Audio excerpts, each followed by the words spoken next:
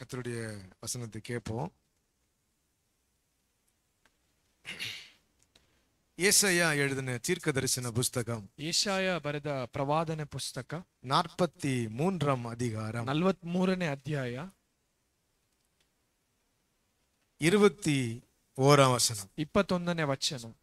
ನನ್ನ ಸ್ತೋತ್ರವನ್ನು ಪ್ರಚುರಪಡಿಸಲಿ ಎಂದು ನಾನು ಈ ಜನರನ್ನು ನನಗೋಸ್ಕರ ರೂಪಿಸಿದ್ದೇನೆ.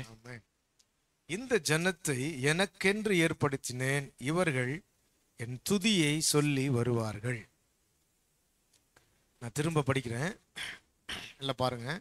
ಎಲ್ಲರೂ ಗಮನಿಸಿರಿ. இந்த ஜனத்தை எனக்கென்று ஏற்படுத்தினேன், ಈ ಜನರನ್ನ ನನಗೆಂದು ರೂಪಿಸಿದ್ದೇನೆ, இவர்கள் என் துதியை சொல்லி வருவார்கள். ಇವರು ನನ್ನ ಸ್ತೋತ್ರವನ್ನು ಪ್ರಚುರಪಡಿಸಿ ಬರುತ್ತಾರೆ. ஆண்டவர் நம்மோடு கூட பேசும்படியா நாம் தலைகளை தாழ்த்தி ஜெபம் பண்ணுவோம். ನಾ ದೇವರ ನಮ್ಮ ಸಂಗಡ ಮಾತನಾಡುವಂತೆ ನಮ್ಮ ತಲೆಗಳನ್ನ ತಗ್ಗಿಸಿ ಪ್ರಾರ್ಥಿಸುವ. எங்கள் அன்பாய் நேசிக்கிற நல்ல தெய்வமே, ನಮ್ಮನ್ನ ಅಧಿಕವಾಗಿ ಪ್ರೀತಿಸುವಂತ ಒಳ್ಳೆಯ ದೇವರೇ, எங்களோடு நீர் பேசும். ನಮ್ಮ ಸಂಗಡ ನೀವು ಮಾತನಾಡಿ சாமுவேலை போல எங்களை தாழ்த்துகிறோம். ಸಮುವೇಲನಂತೆ ನಮ್ಮನ್ನ ತಗ್ಗಿಸಿಕೊಳ್ಳುತ್ತೇವೆ. வசனத்தை எங்களுக்கு நீர் விளக்கி எங்களை போஷித்து எங்களோடு பேசி உம்முடைய வசனத்தை விளக்கி அருளும்படியா ஜெபிக்கிறோம். ದೇವರೇ, ನಮ್ಮನ್ನ ಪೋಷಿಸಿ ನಿಮ್ಮ ವಾಕ್ಯಗಳನ್ನ ಬಿಡಿಸಿ ನಮ್ಮ ಬಳಿಯಲ್ಲಿ ಹಂಚಬೇಕೆಂಬುದಾಗಿ ಪ್ರಾರ್ಥಿಸುತ್ತೇವೆ. அது எங்களுடைய ஜீவனத்துல ஒரு பெரிய ஆசீர்வாதத்தை தரட்டும். ಈ ವಾಕ್ಯಗಳು ನಮ್ಮ ಜೀವಿತದಲ್ಲಿ ದೊಡ್ಡ ಆಶೀರ್ವಾದಗಳನ್ನ ತರಲಿ. உம்முடைய வார்த்தையில இன்னும் வளர எங்களுக்கு உதவி செய்யும். ವಾಕ್ಯದಲ್ಲಿ ಇನ್ನೂ ಬೆಳೆಯುವಂತೆ ನಮಗೆ ಸಹಾಯ. இயேசுவின் நாமத்தில் பிதாவே, ಯೇಸುವಿನ ನಾಮದಲ್ಲಿ ತಂದೆಯೇ. சரி, ஆமென், அல்லேலூயா. ಹಲ್ಲೆಲೂಯಾ.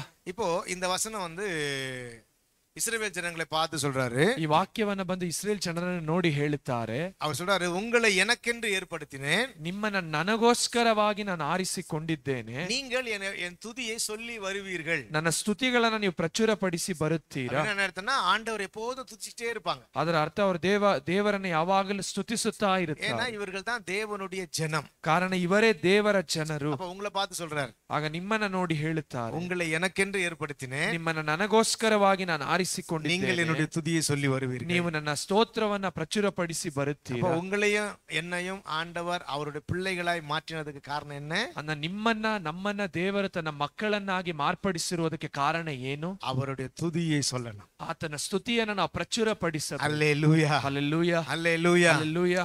ஆக்சுவலி துதி அப்படின்னா என்ன அர்த்தம்? ಸ್ತುತಿ ಅಂದರೆ ಅರ್ಥ ಏನು? ஸ்தோத்திரமும் ஆராதனையும் ಸ್ತೋತ್ರವು ಆರಾಧನೆಯು. இல்லையா? இப்ப ஆண்டவரை துதியுங்கள் எப்படி துதிப்பாங்க? ಈಗ ದೇವರನ್ನ ಸ್ತುತಿಸಿರಿ ಎಂದು ಹೇಳುವಾಗ ಹೇಗೆ ಸ್ತುತಿಸುತ್ತಾರೆ? ஆண்டவருக்கு நன்றி சொல்லி துதிப்பாங்க. ದೇವರಿಗೆ ಕೃತಜ್ಞತೆಯಿಂದ ಸ್ತುತಿಸುತ್ತಾರೆ. நன்றினா ஸ்தோத்திர சொல்லி துதிப்பாங்க. ದೇವರಿಗೆ ಸ್ತೋತ್ರಗಳನ್ನ ಹೇಳಿ ಸ್ತುತಿಸುತ್ತಾರೆ. பாடல் பாடி ஆண்டவர் துதிப்பாங்க. ಹಾಡನ್ನ ಹಾಡಿ ದೇವರನ್ನ ಸ್ತುತಿಸುತ್ತಾರೆ. அல்லேலூயா, ಹಲ್ಲೆಲೂಯಾ. இல்ல ஆண்டவர் அதான் சொல்றாரு, நடனத்தோடு கர்த்தரை ஸ்தோத்திரம் பண்ணுங்கன்னு சொல்றாரு. ಅಂದ ನಾವು ಕುಣಿಯುತ್ತಾ ದೇವರನ್ನ ಸ್ತುತಿಸೋಣ ಎಂಬುದಾಗಿ ಬರೆಯ. அப்படின்னா நடனத்தோடு அப்படின்னு சொன்னா சபையில டான்ஸ் ஆடுறத குறித்து சொல்லப்படல. ನಾವು ಕುಣಿಯುತ್ತಾ ದೇವರನ್ನ ಸ್ತುತಿಸಬೇಕು ಎಂದು ಹೇಳುವಾಗ ಸಭೆಯಲ್ಲಿ ಕುಣಿದಾಡಬೇಕು ಎಂದು ಹೇಳುತ್ತಿಲ್ಲ. இருதயத்துல உண்டாகிற சந்தோஷத்தை குறித்து சொன்னார். ಅದು ಹೃದಯದಲ್ಲಿ ಉಂಟಾಗುವಂತ ಸಂತೋಷದ ಕುರಿತಾಗಿ ಹೇಳುತ್ತಾರೆ. இல்லையா? இல்லையா? புரியுதா உங்களுக்கு? அப்போ நம்ம இருதயத்துல உண்டாகிற அந்த சந்தோஷத்தினால ஆண்டவர் நம்ம வாயை திறந்து ஸ்தோத்திரம் பண்ணி பாடல் பாடி துதிக்கிறது சொல்றாரு, இதுதான் என்னுடைய ஜனம். அந்த ನಮ್ಮ ಹೃದಯದಲ್ಲಿ ಉಂಟಾಗುವ ಸಂತೋಷದಿಂದ ನಾವು ಸ್ತೋತ್ರ ಹೇಳಿ ಹಾಡನ್ನ ಹಾಡಿ ದೇವರನ್ನ ಸ್ತುತಿಸೋದನ್ನ ನೋಡಿ ಹೇಳುತ್ತಾರೆ, ಇವರೇ ನನ್ನ ಜನರು. அல்லேலூயா, ಹಲ್ಲೆಲೂಯಾ, அல்லேலூயா, ಹಲ್ಲೆಲೂಯಾ. அப்போ அடுத்த 22ஆம் வசனத்துல அவர் என்ன கேக்குறாருன்னா, 22ನೇ ವಚನದಲ್ಲಿ ಅವರು ಕೇಳುವಂತ ಮಾತು ಏನೆಂದರೆ, ஆனாலும் யாக்கோபே, ಆದರೂ ಓ ಯಾಕೋಬೆ, நீ என்னை நோக்கி கூப்பிடவில்லை, ನೀನು ನನ್ನನ್ನು ಪ್ರಾರ್ಥಿಸಲಿಲ್ಲ. இஸ்ரவேலே, ಓ ಇಸ್ರಾಯೇಲೇ, நீ என்னை குறித்து ನೀನು ನನ್ನ ವಿಷಯದಲ್ಲಿ மனம் சலித்து போனாய். ಬೇಸರಗೊಂಡಿದ್ದೀಯ. அப்படின்னா அவர் சொல்றாரு, யாக்கோபே, ಅವ್ರು ಕೇಳುತ್ತಾರೆ, ಯಾಕೋಬೆ, நீ என் ஜனம்தான், ನೀ ನನ್ನ ಜನವೇ, என் துதியை சொல்லி வருவவன் தான், ನೀ ನನ್ನ ಸ್ತುತಿಯನ್ನ ಪ್ರಚುರಪಡಿಸಿ ಬರುವವನೇ. ஆனாலும் ಆದರೂ நீ அப்படி செய்யறது இல்ல, ನೀನು ಆ ರೀತಿಯಾಗಿ நீ ಮಾಡುತ್ತಿಲ್ಲ, துதிக்கிறது இல்ல, ನೀನು ಸ್ತುತಿಸುವುದಿಲ್ಲ, நீ ஸ்தோத்திரம் பண்றது ನೀ இல்ல, ಸ್ತೋತ್ರವನ್ನು நீ ಅರ್ಪಿಸುವುದಿಲ್ಲ, ஆராதிக்கிறது ನೀ இல்ல. ದೇವರನ್ನ ಆರಾಧಿಸುವುದಿಲ್ಲ. ஏன்னா அடுத்த வசனம் அப்படிதான் சொல்றாரு. ಯಾಕಂದ್ರೆ ಅದರ ಮುಂದಿನ ವಚನ ಹಾಗೆ ಹೇಳುತ್ತದೆ. 23 வசனம் சொல்றாரு, 23ನೇ ವಚನ, உன் ஆடுகளை தகன பலிகளாக எனக்கு நீ செலுத்தவில்லை, ನಿನ್ನ ದಹನ ಬಲಿಯ ಎಳೆ ಕರುಗಳನ್ನು ನನಗೆ ತರಲಿಲ್ಲ, நீ உன் பலிகளினாலே நீ என்னை கனம் பண்ணவும் இல்லை. ಇಲ್ಲವೇ ನಿನ್ನ ಯಜ್ಞಗಳಿಂದ ನನ್ನನ್ನು ಸನ್ಮಾನಿಸಲಿಲ್ಲ. அந்த நாட்கள்ல, ಆ ದಿವಸಗಳಲ್ಲಿ, அந்த நாட்கள்ல ಆ ದಿವಸಗಳಲ್ಲಿ அவர்கள் ஆண்டவரை ஆராதிக்கிற முறை எப்படின்னா, ಜನರು ದೇವರನ್ನ ಆರಾಧಿಸುವಂತ ವಿಧ ಹೇಗೆಂದರೆ, ஆடுகளையும் ಅವರು ಒಂದು ಕುರಿಗಳನ್ನ, மாடுகளையும் ಒಂದು ಎತ್ತು ಎಮ್ಮೆಗಳನ್ನ, பட்சிகளையும் ಪಕ್ಷಿಗಳನ್ನ பலி செலுத்துவாங்க. ದೇವರಿಗೆ ಬಲಿಯಾಗಿ ಅರ್ಪಿಸುತ್ತಾರೆ. ஒவ்வொரு பலி இருக்குது. ಒಂದೊಂದು ಬಲಿ ಇದೆ. ஒரு பலி வந்து ஸ்தோத்திர பலி. ಒಂದು ಬಲಿಯ ಹೆಸರು ಬಂದು ಸ್ತೋತ್ರ ಬಲಿ. ஒரு ஆடை எடுத்துட்டு வந்து ஆண்டவருக்கு நன்றி செலுத்தும்படியாய் அதை ஸ்தோத்திர பலியாய் அதை துண்டு துண்டா வெட்டி ಆಂಡವರುடைய ಬಲಿಪೀಠದ ಮೇಲೆ வைப்பாங்க. ಒಂದು ಕುರಿಯನ್ನ ತೆಗೆದುಕೊಂಡು ಬಂದು ದೇವರಿಗೆ ಸ್ತೋತ್ರವನ್ನು ಅರ್ಪಿಸುವ ಹಾಗೆ ಅದನ್ನ ಒಂದು ಕತ್ತರಿಸಿ ತುಂಡಾಗಿ ಮಾಡಿ ದೇವರ ಮುಂದೆ ಇಡುತ್ತಾರೆ. சில பேர் தப்பு பண்ணிருப்பாங்க. ಕೆಲವು ಜನರು ತಪ್ಪನ್ನ ಮಾಡಿರ್ತಾರೆ. அவங்க வந்து ಪಾಪ ಮನ್ನಿப்புக்காக ஒரு பலி செலுத்துவாங்க. ಒಂದು ಪಾಪ ಕ್ಷಮಾಪಣೆಗೋಸ್ಕರ ಒಂದು ಬಲಿಯನ್ನು ಯಜ್ಞವನ್ನ ಅರ್ಪಿಸುತ್ತಾರೆ. ಸರಿ, அதுக்கப்புறம் வந்து ಇದ மாதிரி நிறைய பலிகள் இருக்கு பைபிள். ಈ ರೀತಿಯಾಗಿ ಹಲವಾರು ಯಜ್ಞಗಳು ಹಳೆಯ ಒಡಂಬಡಿಕೆಯಲ್ಲಿ ಉಂಟು. ஆனா புதிய உடன்படிக்கையில ಹೊಸ ಒಡಂಬಡಿಕೆ இந்த ಕಾಲத்துல ಈ ಒಂದು ಸಮಯದಲ್ಲಿ நாம ஆண்டவருக்கு செலுத்துகிற பலி என்னன்னா ನಾವು ದೇವರಿಗೆ ಸಮರ್ಪಿಸುವಂತ ಒಂದು ಯಜ್ಞ ಯಾವುದು? ஆண்டவரை துதிக்கிறது, ದೇವರನ್ನ ಸ್ತುತಿಸುವಂತದ್ದು, ஆண்டவரை பாடுறது, ದೇವರನ್ನ ಹಾಡುವಂತದ್ದು, ஆண்டவரை மகிமைப்படுத்துறது, ದೇವರನ್ನ ಮಹಿಮೆ ஆண்டவர் ಪಡಿಸುವಂತದ್ದು, சமூகத்துல காத்திருந்து ஸ்தோத்திரம் பண்றது, ದೇವರ ಸನ್ನಿಧಾನದಲ್ಲಿ ಕಾದಿದ್ದು ಸ್ತೋತ್ರವನ್ನು சபையாய் சேர்ந்து ಅರ್ಪಿಸುವಂತದ್ದು, ஆண்டவரை துதித்து கொண்டாடுறது. ಸಭೆಯಾಗಿ ಸೇರಿ ಸ್ತುತಿಸಿ ದೇವರಲ್ಲಿ அப்ப ಕೊಂಡಾಡುವಂತದ್ದು. ஆண்டவர் சொல்றாரு, ಆಗ ದೇವರು ಹೇಳುತ್ತಾರೆ, நீ என் ஜனம்தான், ನೀ ನನ್ನ ಜನವೇ, என் துதியை சொல்லி வருவோம் தான், ನನ್ನ ಸ್ತುತಿಯನ್ನ ಪ್ರಚುರಪಡಿಸಿ ಬರುವಾತನೇ. ஆனாலும் ಆದರೂ நீ அப்படி செய்யறது இல்ல. ನೀನು ಆ ರೀತಿಯಾಗಿ ಮಾಡುತ್ತಿಲ್ಲ. சரியா? அப்ப தேவ ஜனங்களான பிறகு ನಾವು ದೇವರ ಮಕ್ಕಳಾದ ನಂತರ நாம் அவர் துதியை சொல்லி வரணும். ನಾವು ದೇವರ ಸ್ತುತಿಯನ್ನ ನಾವು ಪ್ರಚುರಪಡಿಸಬೇಕು. அவர் அது வந்து இத வந்து அவர் தீர்க்க தரிசனமா சொல்றாரு. ಇದು ಅವರ ಒಂದು ಪ್ರವಾದನೆಯ ವಾಕ್ಯವಾಗಿ ಹೇಳುತ್ತೆ. இல்லையா? அப்போ 4 காரியத்தினால அவர் நம்மை அவருடைய பிள்ளைகளாய் மாற்றி இருக்கிறார். 4 ವಿಷಯಗಳ ನಿಮಿತ್ತವಾಗಿ ದೇವರು ನಮ್ಮನ್ನ ಆತನ ಮಕ್ಕಳಾಗಿ அவருடைய ಮಾರ್ಪಡಿಸಿದ್ದಾರೆ. பிள்ளைகளா நீங்க மாறின பிறகு, ನೀವು ದೇವರ ಮಕ್ಕಳಾಗಿ அவருடைய ಬದಲಾದ ஜனமாய் ನಂತರ, நீங்க மாறின ನೀವು பிறகு, ದೇವರ ಜನರಾಗಿ ಮಾರ್ಪಟ್ಟ ನಂತರ ஆண்டவர் உங்களிடத்துல என்னிடத்துல எதிர்பார்க்கிறார். ದೇವರು ನಿಮ್ಮ ಬಳಿಯಲ್ಲಿ ನಮ್ಮ ಬಳಿಯಲ್ಲಿ ಎದುರು ನೋಡುವಂತದ್ದು அவருடைய ಏನೆಂದರೆ, துதியை சொல்லுகிற ஜனங்கள், ದೇವರ ಸ್ತುತಿಯನ್ನ ಪ್ರಚುರಪಡಿಸುವ அவரை ஆராதிக்கிற ஜனங்கள், ದೇವರನ್ನ ಆರಾಧಿಸುವಂತ அவரை ಜನರು, கொண்டாடுற ஜனங்கள், ದೇವರಲ್ಲಿ ಕೊಂಡಾಡುವಂತ அவரை ಜನರು, ஸ்தோத்திரம் பண்ற ದೇವರಿಗೆ ஜனங்கள். ಸ್ತೋತ್ರವನ್ನು ಅರ್ಪಿಸುವಂತ ಜನರು. சரியா? Hallelujah. Hallelujah. We always worship to the Lord. ನಾವು ಯಾವಾಗಲೂ ದೇವರಿಗೆ ಆರಾಧನೆಯನ್ನ ಸಮರ್ಪಿಸಬೇಕು. எல்லா சமயத்துல அதான் தாவீது சொல்றான் 34ஆம் சங்கீதத்துல, எக்காலத்திலும் கர்த்தரை ஸ்தோத்தரிப்பேன், எப்பொழுதும் அவர் ಸ್ತುತಿ என் வாயில் இருக்கும். ಕೀರ್ತನೆ 34ರಲ್ಲಿ ದಾವೀದನು ಹೇಳುತ್ತಾನೆ, ಎಲ್ಲ ಸಮಯದಲ್ಲಿ ನಾನು ದೇವರಿಗೆ ಸ್ತೋತ್ರವನ್ನು ಅರ್ಪಿಸುತ್ತೇನೆ, ಆತನ ಸ್ತೋತ್ರಗಳು ಯಾವಾಗಲೂ ನನ್ನ ಬಾಯಿಯಲ್ಲಿ ಇರುತ್ತದೆ. ಸಂಗೀತಂ 50:23 Psalms chapter 50 verse 23. ಕೀರ್ತನೆಗಳ ಪುಸ್ತಕ 50ನೇ ಅಧ್ಯಾಯದ 23ನೇ ವಚನ. அங்க வசனம் சொல்லுது, ಅಲ್ಲಿ ವಾಕ್ಯ ಹೇಳುತ್ತದೆ, ஸ்தோத்திர பலி இடுகிறவன் என்னை மகிமைப்படுத்துகிறான். ಸ್ತೋತ್ರ ಬಲಿಗಳನ್ನ ಸಮರ್ಪಿಸುವವನು ನನ್ನನ್ನು ಮಹಿಮೆ ಪಡಿಸುತ್ತಾನೆ ಎಂಬುದಾಗಿ. reading that word. ಸ್ತೋತ್ರವನ್ನು ಅರ್ಪಿಸುವವನು ನನ್ನನ್ನು ಘನಪಡಿಸುತ್ತಾನೆ. Amen. Hallelujah. Hallelujah. அப்போ என் ஜனங்கள் என் துதியை சொல்லி வருவார்கள் என்ன அர்த்தம்? ನನ್ನ ಜನರು ನನ್ನ ಸ್ತೋತ್ರವನ್ನ ಪ್ರಚುರಪಡಿಸಿ ಬರುತ್ತಾರೆ ಅನ್ನುವುದರ ಅರ್ಥವೇನು? அவரை மகிமைப்படுத்துறது. ದೇವರನ್ನ ಘನಪಡಿಸುವ என் ஜனங்கள் ನನ್ನ ಜನರು என்ன மகிமைப்படுத்துவார்கள். ನನ್ನನ್ನು ಘನಪಡಿಸುತ್ತಾರೆ. என் ஜனங்கள் ನನ್ನ ಜನರು மகிமைப்படுத்தும்படியாய் வாழ்வார்கள். ನನ್ನನ್ನು ಘನಪಡಿಸುವಂತೆ ಜೀವಿಸುತ್ತಾರೆ. அப்ப அவர் கேக்குறார், ஆனாலும் யாக்கோபே, ಆದರೂ ಯಾಕೋಬೆ, நீ அப்படி செய்யறது இல்ல. ನೀನ್ ಆ ರೀತಿಯಾಗಿ ಮಾಡುತ್ತಿಲ್ಲ. ஆனாலும் யாக்கோபே, ಆದರೂ ಯಾಕೋಬೆ, நீ ஏன் அதை பண்ண மாட்டற? ನೀನ್ ಯಾಕೆ ಇದನ್ನ ಮಾಡುತ್ತಿಲ್ಲ? தேவ ஜனத்தினுடைய கர்த்தவியா, தேவ ஜனத்தினுடைய அவங்களுடைய வேலை என்ன? ದೇವ ಜನರ ಒಂದು ಕರ್ತವ್ಯವೇನು?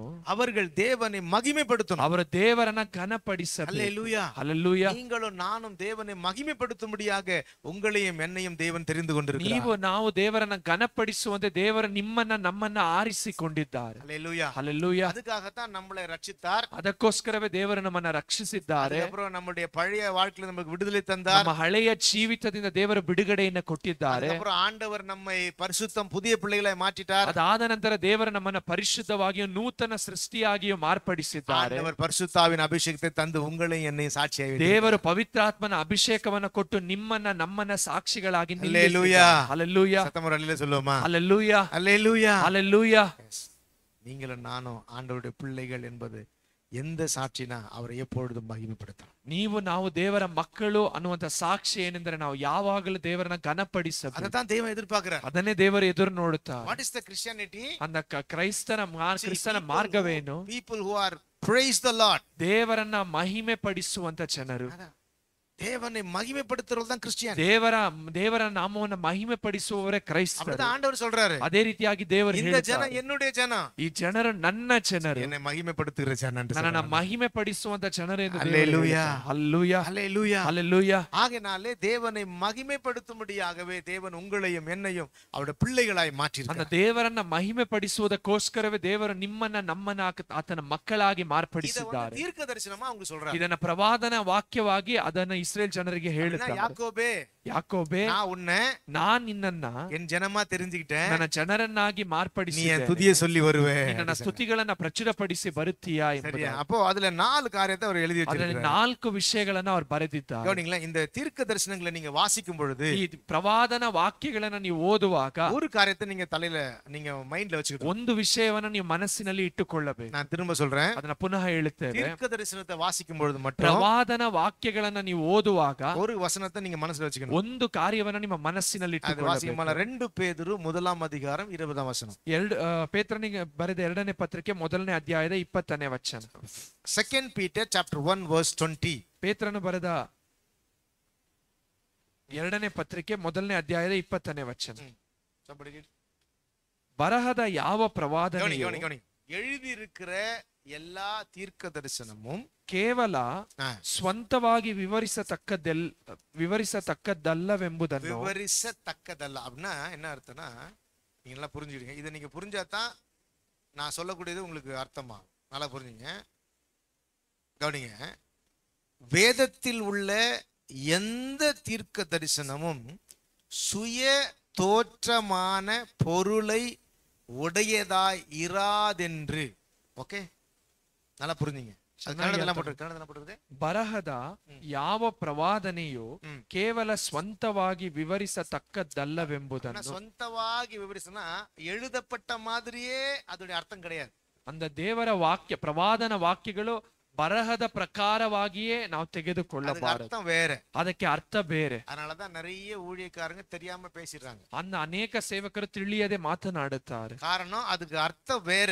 ಕಾರಣ ಪ್ರವಾದನ ವಾಕ್ಯಗಳಿಗೆ ಇರುವಂತ ಅರ್ಥವು ಬೇರೆ. ಪೌಲ್ ಇದು ಸರಿ ಪೇದ್ರು சொல்றாரு, ಅದನ್ನೇ ಪೇತ್ರನು ಹೇಳುತ್ತಾರೆ, எல்லா தீர்க்கதரிசனமும் ಎಲ್ಲಾ ಪ್ರವಾದನೆಯು எப்படி எழுதியிருக்கிறாங்களோ அதே அர்த்தமுடையது அல்லன்றார். ಹೇಗೆ ಬರೆದಿದ್ದಾರೋ ಅದೇ ಅರ್ಥವುಳ್ಳದಲ್ಲ ಎಂಬುದನ್ನು சுய தோற்றமான பொருளை உடையதா இராதென்று.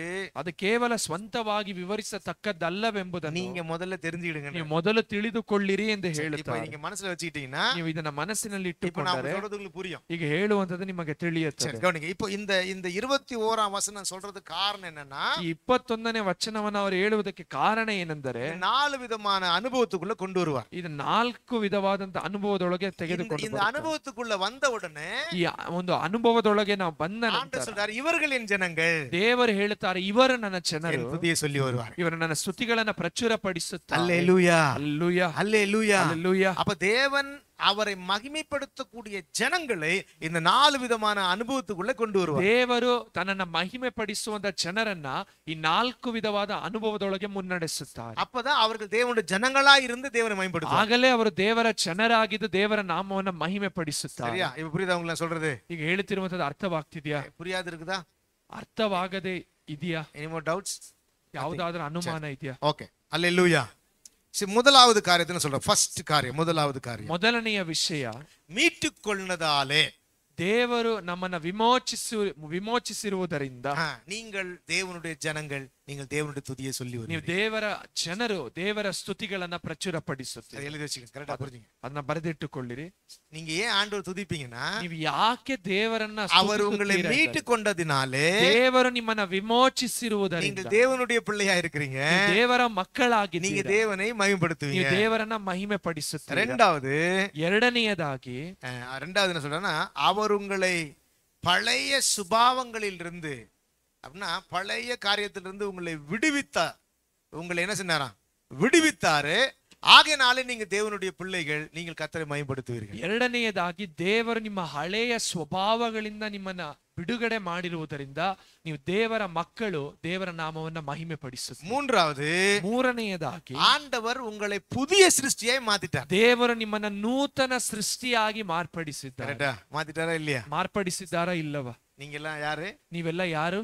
புதிய சிருஷ்டி. ನೂತನ ಸೃಷ್ಟಿ. அப்போ நீங்க யாரா இருக்கீங்க? தேவ ஜனமா இருக்கீங்க. ಆಗ ನೀವು ದೇವರ ಜನರಾಗಿದ್ದೀರಾ. அப்போ பைபிள் சொல்லுது நீங்கள் தேவனுடைய பிள்ளைகள், நீங்கள் தேவனுடைய துதி சொல்லி. ಆಗ ನೀವು ದೇವರ ಜನರಾಗಿರುವುದರಿಂದ ನೀವು ದೇವರ ನಾಮಕ್ಕೆ ಮಹಿಮೆಯ ಸ್ತೋತ್ರವನ್ನು ಅರ್ಪಿಸಿ. நான்காவது, ನಾಲ್ಕನೆಯದಾಗಿ அவர் உங்களை அவருக்கு சாட்சி உள்ளவர்களாய் வைத்திருக்கிறார். ಆಗಿನಾಲೆ ನೀವು ದೇವನೇ ಸ್ತೋತ್ರ ಮಾಡಿ. ದೇವರು ನಿಮ್ಮನ್ನ ತನ್ನ ಸಾಕ್ಷಿಗಳನ್ನಾಗಿ ನಿಲ್ಲಿಸಿದ್ದಾರೆ. ಅಂದ ನೀವು ದೇವರ ಜನರು, ನೀವು ದೇವರನ್ನ ಸ್ತುತಿಸುತ್ತೀರಿ. புரியுதா? ಅರ್ಥವಾಗ್ತಿದ್ಯಾ? ಫಸ್ಟ್ ಏನು சொன்னே? ಮೊದಲನೆಯದಾಗಿ ಏನು? ಫಸ್ಟ್ ಎಸ್ ವಿಮೋಚನೆ, ಮೀಟ್. ಮೊದಲನೆಯದಾಗಿ ವಿಮೋಚನೆ. ரெண்டாவது, ಎರಡನೆಯದಾಗಿ ಹಳೆಯೆಲ್ಲ ನೀಕಿட்டார்ல, ಹಳೆಯ ಸ್ವಭಾವಗಳನ್ನ ದೇವರು ತೆಗೆದು ಹಾಕಿದ್ದಾರೆ. ಮೂರನೇದು, ಮೂರನೆಯದಾಗಿ புதுசா மாத்திட்டார். ದೇವರ ನಮ್ಮನ್ನ ನೂತನವಾಗಿ ಮಾರ್ಪಡಿಸಿದ್ದಾರೆ. ನಾಲ್ಕನೆಯದಾಗಿ சாட்சியா வச்சிருக்கிறார். ದೇವರ ನಮ್ಮನ್ನ ಸಾಕ್ಷಿಗಳನ್ನಾಗಿ ನೇಮಿಸಿದ್ದಾರೆ. அல்லேலூயா, அல்லேலூயா, அல்லேலூயா, அல்லேலூயா. ஆகினால ஆண்டவர் சொல்றாரு, இந்த ஜனம் என்னுடைய ஜனம், என் துதியை சொல்லி வருவார். ಆಂದಲೇ ದೇವರು ಹೇಳ್ತಾರೆ, ಈ ಜನರು ನನ್ನ ಜನರು, ಆದ್ರಿಂದ ಇವರು ನನ್ನ ಸ್ತೋತ್ರವನ್ನ ಪ್ರಚುರಪಡಿಸುತ್ತಾರೆ. சரியா? அல்லேலூயா, அல்லேலூயா. அப்போ இது இஸ்ரவேல் ஜனங்களுக்கு ஆண்டவர் வாக்குத்தத்தம் பண்றார். ಇದು ದೇವರು ಇಸ್ರೇಲ್ ಜನರಿಗೆ ಮಾಡಿದ ಒಂದು ವಾಗ್ದಾನದ ವಾಕ್ಯ. அப்படின்னா நான் உன்னை ரட்சிப்பேன், ನಾನು ನಿನ್ನನ್ನು ರಕ್ಷಿಸುತ್ತೇನೆ, பழைய வாழ்க்கையெல்லாம் மாத்துவேன், ನಿನ್ನ ಹಳೆಯ ಜೀವಿತವನ್ನೆಲ್ಲ புதுசா மாற்றுவேன், ನನ್ನ ಹೊಸ ಸೃಷ್ಟಿಯಾಗಿ சாட்சியா நிறுத்துவேன், ನನ್ನ ಸಾಕ್ಷಿಯಾಗಿ ನಿಲ್ಲಿಸಿ, என்னுடைய ஜனம், ನೀ ನನ್ನ ಜನವು, நீ என்னுடைய துதியை சொல்லி வருவாய். ನನ್ನ ಸ್ತೋತ್ರವನ್ನ ಪ್ರಚುರಪಡಿಸಿ. அல்லேலூயா, அல்லேலೂயா. இது நம்ம வாழ்க்கையில் நடந்திருக்குதா? ಇದು ನಮ್ಮ ಜೀವಿತದಲ್ಲಿ ನಡೆದಿದೆಯಾ? இது நடந்திருக்கும் பொழுது, ನಡೆದಿರುವಾಗ நம்ம எப்போது ಆಂಡವರ ಸ್ತೋತ್ರ ನಾವು ಯಾವಾಗಲೂ ದೇವರಿಗೆ ಸ್ತೋತ್ರವನ್ನು ಅರ್ಪಿಸುತ್ತೇವೆ. ಓಕೆ, இந்த 4 காரியத்தை விளக்கி சொல்லி முடிச்சிரேன். 4 ವಿಷಯಗಳನ್ನು ಬಿಡಿಸಿ ಹೇಳಿ ಮುಗಿಸುತ್ತೇವೆ. அவர் எப்படி அதை சொல்றாரு மட்டும் நீங்க படிச்சுக்கிடுங்க. ಇದನ್ನ ಅವರು ಹೇಗೆ ಹೇಳುತ್ತಾರೆ ಅನ್ನುವಂತದನ್ನ ನೀವು ನೋಡಿ. 43ஆம் அதிகாரத்துல 43ನೇ ಅಧ್ಯಾಯದ 1ஆம் வசனத்திலிருந்து வாசிக்கணும். ಮೊದಲನೇ ವಚನದಿಂದ ನಾವು ಓದೋಣ. 1ஆம் வசனத்திலிருந்து 8ஆம் ವಚನ ವರೆಗೆ நீங்க வாசிக்கணும். ಮೊದಲನೇ ವಚನದಿಂದ ಆರಂಭಿಸಿ 8ನೇ ವಚನದವರೆಗೆ. ಈಗಲಾದರೂ ಯಾಕೋಬೆ, ನಿನ್ನನ್ನು ಸೃಷ್ಟಿಸಿದವನು, ಇಸ್ರಾಯೇಲೇ, ನಿನ್ನನ್ನು ರೂಪಿಸಿದವನಾದ ಕರ್ತನು ಇಂತೆನ್ನುತ್ತಾನೆ, ಹೆದರಬೇಡ, ಯಾಕೆಂದರೆ ನಾನು ನಿನ್ನನ್ನು ವಿಮೋಚಿಸಿದೆನಲ್ಲ, ನಿನ್ನ ಹೆಸರಿಡಿದು ಕರೆದೆನಲ್ಲ, ನೀನು ನನ್ನವನೇ. ನೀನು ಜಲರಾಶಿಯನ್ನು ದಾಟಿ ಹೋಗುವಾಗ ನಾನು ನಿನ್ನೊಂದಿಗಿರುವೆನು, ನದಿಗಳನ್ನು ನೀನು ದಾಟುವಾಗ ಅವು ನಿನ್ನನ್ನು ಮುಳುಗಿಸುವುದಿಲ್ಲ, ಬೆಂಕಿಯಲ್ಲಿ ನೀನು ನಡೆಯುವಾಗ ಸುಡಲ್ಪಡುವುದಿಲ್ಲ, ಇಲ್ಲವೇ ಜ್ವಾಲೆಯು ನಿನ್ನನ್ನು ದಹಿಸದು. ಯಾಕೆಂದರೆ ನಾನೇ ನಿನ್ನ ಕರ್ತನು, ನಿನ್ನ ದೇವರು, ಇಸ್ರಾಯೇಲಿನ ಪರಿಶುದ್ಧನು, ನಿನ್ನ ರಕ್ಷಕನೂ ಆಗಿದ್ದೇನೆ. ಐಗುಪ್ತವನ್ನು ನಿನ್ನ ವಿಮೋಚನೆಗೂ ಇಥಿಯೋಪಿಯಾ ಮತ್ತು ಸೇಬಾ ಸೀಮೆಗಳನ್ನು ನಿನಗೋಸ್ಕರ ಕೊಟ್ಟಿದ್ದೇನೆ. ನೀನು ನನ್ನ ದೃಷ್ಟಿಯಲ್ಲಿ ಅಮೂಲ್ಯನು, ಮಾನ್ಯನು, ಪ್ರಿಯನು ಆಗಿರುವುದರಿಂದ ನಾನು ನಿನಗೋಸ್ಕರ ಮನುಷ್ಯರನ್ನು, ನಿನ್ನ ಪ್ರಾಣಕ್ಕೆ ಪ್ರತಿಯಾಗಿ ಜನಾಂಗಗಳನ್ನು ಕೊಡುವೆನು. ಭಯಪಡಬೇಡ, ಯಾಕೆಂದರೆ ನಾನೇ ನಿನ್ನೊಂದಿಗಿದ್ದೇನೆ. ನಿನ್ನ ಸಂತತಿಯವರನ್ನು ಮೂಡಣದಿಂದ ತರುವೆನು, ಪಶ್ಚಿಮದಿಂದ ನಿನ್ನನ್ನು ಕೂಡಿಸುವೆನು. ஓகே ஓகே, நீங்க வீட்ல போய் வாசிங்க. கவனிங்க, இவர் என்ன சொல்றாருன்னா, நான் உன்னை மீட்டுக் கொள்ளுவேன். ದೇವರು ಹೇಳ್ತಾರೆ, ನಾನು ನಿನ್ನನ್ನು ವಿಮೋಚಿಸಿದ್ದೇನೆ. அப்போ நமக்கு கிடைத்த ரட்சிப்பு, ನಮಗೆ ಸಿಕ್ಕಿರುವಂತ ರಕ್ಷಣೆ, இது இஸ்ரவேல் ஜனங்களை பார்த்து சொல்றாரு. ಇಸ್ರೇಲ್ ಜನರನ್ನು ನೋಡಿ ಹೇಳುತ್ತಾರೆ. ஆனா தீர்க்க தரிசனமா சொல்றாரு, ಪ್ರವಾದನ ವಾಕ್ಯವಾಗಿ ಹೇಳುತ್ತಾರೆ. எப்படி தீர்க்கதரிசனம் சொல்றாருன்னா, ಹೇಗೆ ಪ್ರವಾದನೆ, தண்ணீர்களை கடக்கும் பொழுது உன்னோடு இருப்பேன், ನೀನು ಜಲರಾಶಿಯನ್ನ ದಾಟಿ ಹೋಗುವಾಗ ஆறுகளை கடக்கும் பொழுது அவைகள் உன்மேல் பொருளுவதில்லை, ನೀನ್ ನದಿಗಳನ್ನ ದಾಟುವಾಗ ಅವು ನಿನ್ನನ್ನು ಮುಳುಗಿಸುವುದಿಲ್ಲ, நீ அக்கினியிலே நடக்கும் பொழுது வேகாதிருப்பாய், ನೀನ್ ಬೆಂಕಿಯಲ್ಲಿ ನಡೆಯುವಾಗ ನೀನು ಸುಡಲ್ಪಡುವುದಿಲ್ಲ. ஏன்னா நான் உன்னை நேசிக்கிறேன், ಯಾಕಂದ್ರೆ ನಾನ್ ನಿನ್ನನ್ನ ಪ್ರೀತಿಸುತ್ತೇನೆ, நான் உன்னை விடுவிப்பேன், ನಾನ್ ನಿನ್ನ ಬಿಡಿಸುತ್ತೇನೆ, நான் உன்னை மீட்டுக் கொள்ளுவேன், ನಾನು ನಿನ್ನನ್ನ ವಿಮೋಚಿಸುತ್ತೇನೆ. நீ என்னுடைய ஜனம், ಯಾಕೆಂದ್ರೆ ನೀನು ನನ್ನ ಜನವು, துதிக்கணும் அப்படின்னு ನೀನು சொல்றாரு. ನನ್ನನ್ನು ಸ್ತುತಿಸಬೇಕು ಎಂದು இதுக்கு ಹೇಳುತ್ತಾರೆ. அவங்களுக்கு ஒரு தீர்க்கதரிசனம் அப்படி சொல்றாரு. ಈಗ ಅವರು ಒಂದು ಪ್ರವಾದನ ವಾಕ್ಯವಾಗಿ ಹೇಳುತ್ತಾರೆ. கவனிங்க, ಗಮನಿಸಿರಿ. ஆண்டவர் நம்மை மீட்கும்படியாக, ದೇವರು ನಮ್ಮನ್ನು ವಿಮೋಚಿಸುವುದಕ್ಕಾಗಿ அவர் தன்னுடைய சரீரத்தையும் ಆತನು ತನ್ನ ಶರೀರವನ್ನ இந்த கல்வாரி சிலுவையிலே ஒப்பு கொடுத்தார். ಕಲ್ವಾರಿ ಶಿಲುವೆಯಲ್ಲಿ ಒಪ್ಪಿಸಿಕೊಟ್ಟರು. ಗಮನಿಸಿರಿ. இப்போ நம்மளை ஆண்டவர் எப்படி மீட்டாரு? ದೇವರು ನಮ್ಮನ್ನು ಹೇಗೆ ವಿಮೋಚಿಸಿದ್ದಾರೆ? உலகத்திலிருந்தும், ಲೋಕದಿಂದ, மாம்சத்திலிருந்து நம்மளை விடுவித்தார். ಶರೀರದಿಂದ ದೇವರು ನಮ್ಮನ್ನು ವಿಮೋಚಿಸಿದ್ದಾರೆ. கவனிங்க, இப்போ நான் உங்களுக்கு இதுக்கு முன்னாடி ஒரு சின்ன ரகசியம் சொல்றேன், ஒரு காரியம் சொல்றேன், அப்பதான் நீங்க புரிஞ்சுப்பீங்க. ಈಗ ಒಂದು ಚಿಕ್ಕ ರಹಸ್ಯವನ್ನು ಹೇಳ್ತೇವೆ, ಅದಾದ ನಂತರ ನೀವು ತಿಳಿದುಕೊಳ್ಳುತ್ತೀರಾ. ஆண்டவர் நம்மை பார்க்கிறது, ದೇವರು ನಮ್ಮನ್ನು ನೋಡುವಂತದ್ದು வெளிப்புறமாக இல்ல, ಹೊರಗಣ ತೋರಿಕೆ ಅಲ್ಲ, இருதயத்தை பாக்குறார். ದೇವರು ನಮ್ಮ ಹೃದಯವನ್ನ ನೋಡುತ್ತಾರೆ. அப்படின்னா இப்ப இருதயம்னா நீங்க நினைக்காதீங்க ஒரு சின்ன ஹார்ட் மாதிரி இருக்குது. ಹೃದಯ ಎಂದು ಹೇಳುವಾಗ ಒಂದು ಚಿಕ್ಕ ಒಂದು ಹೃದಯ, ಅದನ್ನ ನಿಮ್ಮ ನೆನಪಿಗೆ ತರಬೇಡಿ. இல்ல அது ஏதோ ஒரு ஸ்பிரிட் இருக்கிற மாதிரி எல்லாம் அப்படி ಇಲ್ಲ, கிடையாது. ನಮ್ಮೊಳಗೆ ಏನೋ ಒಂದು ಆತ್ಮ ಇದೆ ಅನ್ನುವಂಥದ್ದನ್ನ ನೆನೆಸಬೇಡಿರಿ. அந்த இருதயம்னா என்ன அர்த்தம்? ಆ ಹೃದಯ ಅಂದರೆ ಏನು? உள்ள இருக்கிற மனுஷன், ನಮ್ಮ ಒಳ ಮನುಷ್ಯನು. இதான் அர்த்தம். ஆண்டவர் உங்க இருதயத்தை பாக்குறாருன்னா, ದೇವರು ನಿಮ್ಮ ಹೃದಯವನ್ನ ನೋಡುತ್ತಾರೆ. ஆண்டவர் என் இருதயத்தை பாக்குறாருன்னா, ದೇವರು ನನ್ನ ಹೃದಯವನ್ನ ನೋಡುತ್ತಾರೆ ಎಂದರೆ என் உள்ளான மனுஷனை பாக்குறாரு. ದೇವರು ನನ್ನ ಒಳ ಮನುಷ್ಯನನ್ನ ரெண்டு ಗಮನಿಸುತ್ತಾರೆ. மனுஷன் இருக்கிறான். ಒಟ್ಟು 2 ಮನುಷ್ಯನಿದ್ದಾರೆ. அப்படின்னா வெளிப்புறமான மனுஷன் அப்படின்னா இந்த மனுஷனுக்கு கொடுக்கப்பட்ட ஒரு வீடு தான் இந்த சரீரம். ಮೊದಲನೆಯದಾಗಿ ಒಂದು ಹೊರಗಣ ಮನುಷ್ಯನು, ನಾವಿರುವುದಕ್ಕೆ ನಮಗೆ ಕೊಡಲ್ಪಟ್ಟಿರುವಂತಹ ಒಂದು ಗೂಡಾರವು ಈ ಶರೀರ. இது தேவன் சிருஷ்டித்து இது பண்ணது கிடையாது. ಇದು ದೇವರ ಒಂದು,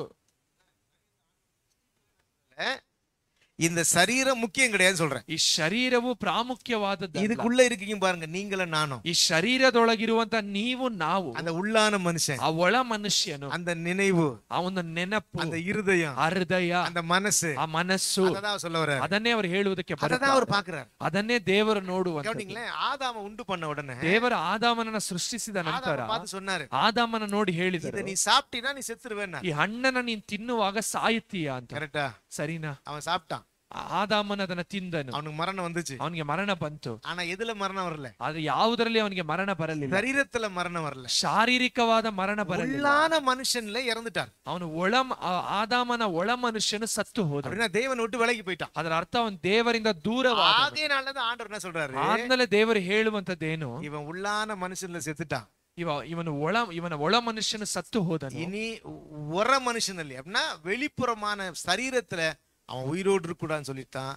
அந்த ஜீவ விருட்சத்தின் கனியை புசிக்கிறதுக்கு ஆண்டவர் தடை செய்து அவனை வெளியே விரட்டுறதுனால தான் சரீரத்திலே மனுஷனுக்கு மரணம் வந்துச்சு. ಅಂದ ಅವನ ಒಳ ಮನುಷ್ಯನು ಸತ್ತು ಹೋಗಿದ್ದರಿಂದ ಅವನ ಹೊರ ಮನುಷ್ಯನು ಇನ್ನು ಮುಂದೆ ಎಂದೆಂದಿಗೂ ಜೀವಿಸಬಾರದು. ದೇವರು ಆ ಜೀವ ವೃಕ್ಷದ ಹಣ್ಣನ್ನ ತೆಗೆದುದರಿಂದ ಮನುಷ್ಯನಿಗೆ ಸಾವು ಪ್ರಾರಂಭವಾಯಿತು. இப்ப தெரியுதா உங்களுக்கு? ಅರ್ಥವಾಗ್ತಿದ್ಯಾ?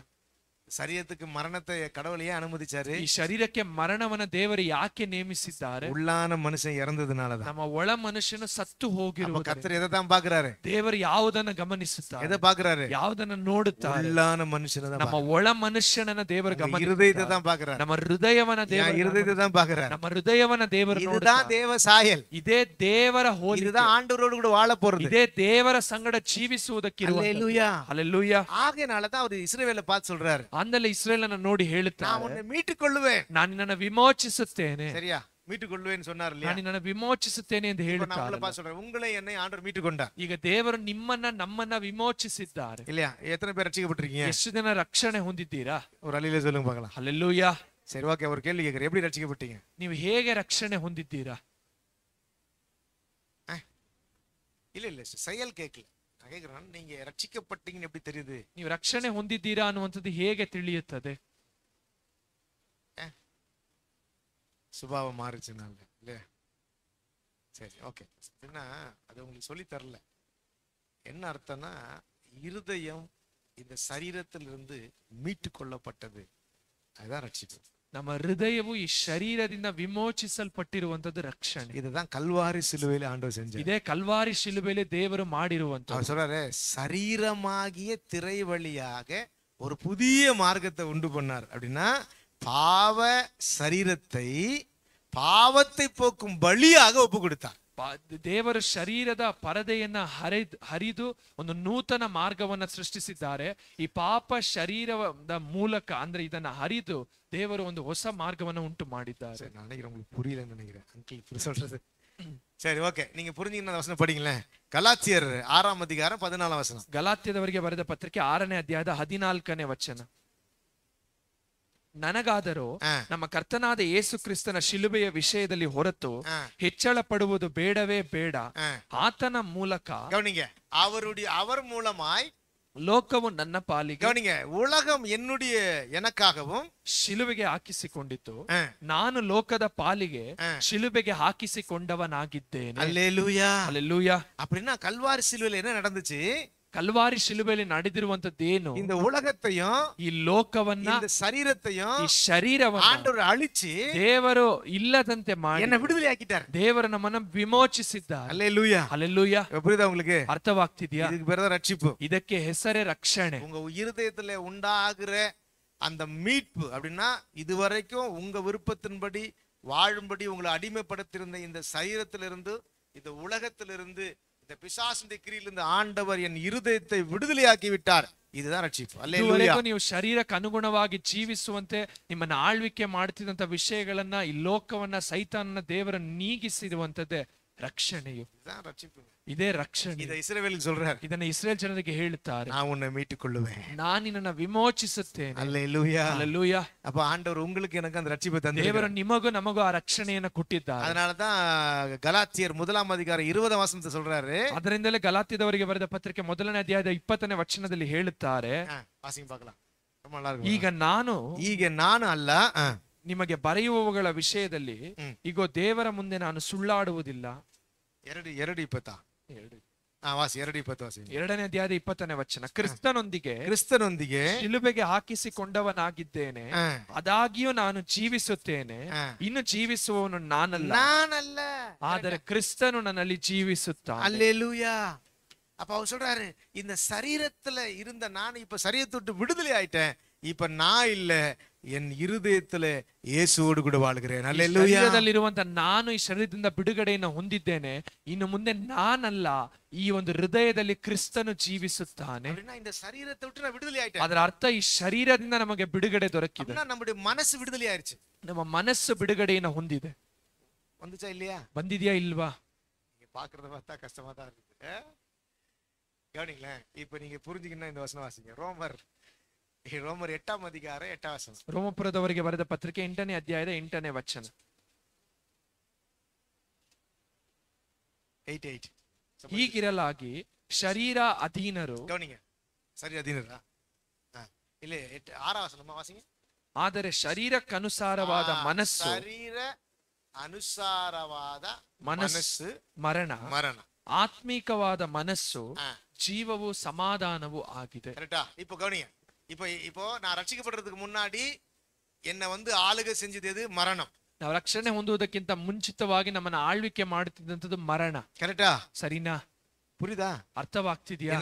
என்ன மரணம்னா என்ன அர்த்தம்? பாவம். ಮರಣ ಅಂದ್ರೆ ಅರ್ಥ ಏನು? ಪಾಪ. சரியா? அப்ப இந்த சரீர மனசு தான் மரணமும் பாவமும். ಈ ಶರೀರದ ಮನಸ್ಸೇ ಮರಣವು ಪಾಪವು. இதுதான் என்ன ஆளுக்கு பண்றதுச்சு. ಇದೇ ನಮ್ಮನ್ನ ಆಳ್ವಿಕೆ ಮಾಡುತ್ತೆ. அப்ப எனக்கு என்ன வந்துச்சுன்னா, ಆಗ ನಮಗೆ ಏನು ಬಂತೆಂದರೆ, உலகத்துல ಈ ಲೋಕದಲ್ಲಿ பாவ செயல்களிலே நான் அடிமைப்பட்டிருந்தேன். ನಾವು ಪಾಪದ ಕೃತ್ಯಗಳಲ್ಲಿ ನಮ್ಮನ್ನ ತೊಡಗಿಸಿಕೊಂಡಿದ್ದೇವೆ. ಕೋಪ வந்துச்சு, ನಮಗೆ ಕೋಪ ಬಂತು, பொறாமை, ಹೊಟ್ಟೆ ಕಿಚ್ಚು, எரிச்சல், ಒಂದು ವ್ಯಭಿಚಾರ, வேசித்தನ, ಆ ಒಂದು ಜಾರತ್ವ, ಜಗಳ, ಇದೆಲ್ಲ என்ன அப்படி ஆளுகை பண்ணிருக்கு. ಇದೆಲ್ಲವೂ ಕೂಡ ನಮ್ಮನ್ನ ಆಳ್ವಿಕೆ ಮಾಡುತ್ತಿತ್ತು. அதத்தான் அந்த வசனம் சொல்றாரு.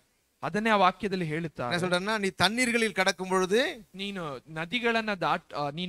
ನದಿಗಳನ್ನ ದಾಟುವಾಗ நான் உன்னோடு இருப்பேன். ನಾನು ನಿನ್ನೊಂದಿಗಿರುತ್ತೇನೆ. நீ ஆறுகளை கடக்கும் பொழுது, ನದಿಗಳನ್ನ ದಾಟುವಾಗ அவைகள் உன்மேல் புரளுவதில்லை. ಅದು ನಿನ್ನನ್ನು ಮುಳುಗಿಸುವುದಿಲ್ಲ. அக்கினியில் நடக்கும் பொழுது, ನೀನು ಅಗ್ನಿಯಲ್ಲಿ ನಡೆಯುವಾಗ வேகாதிருப்பாய்.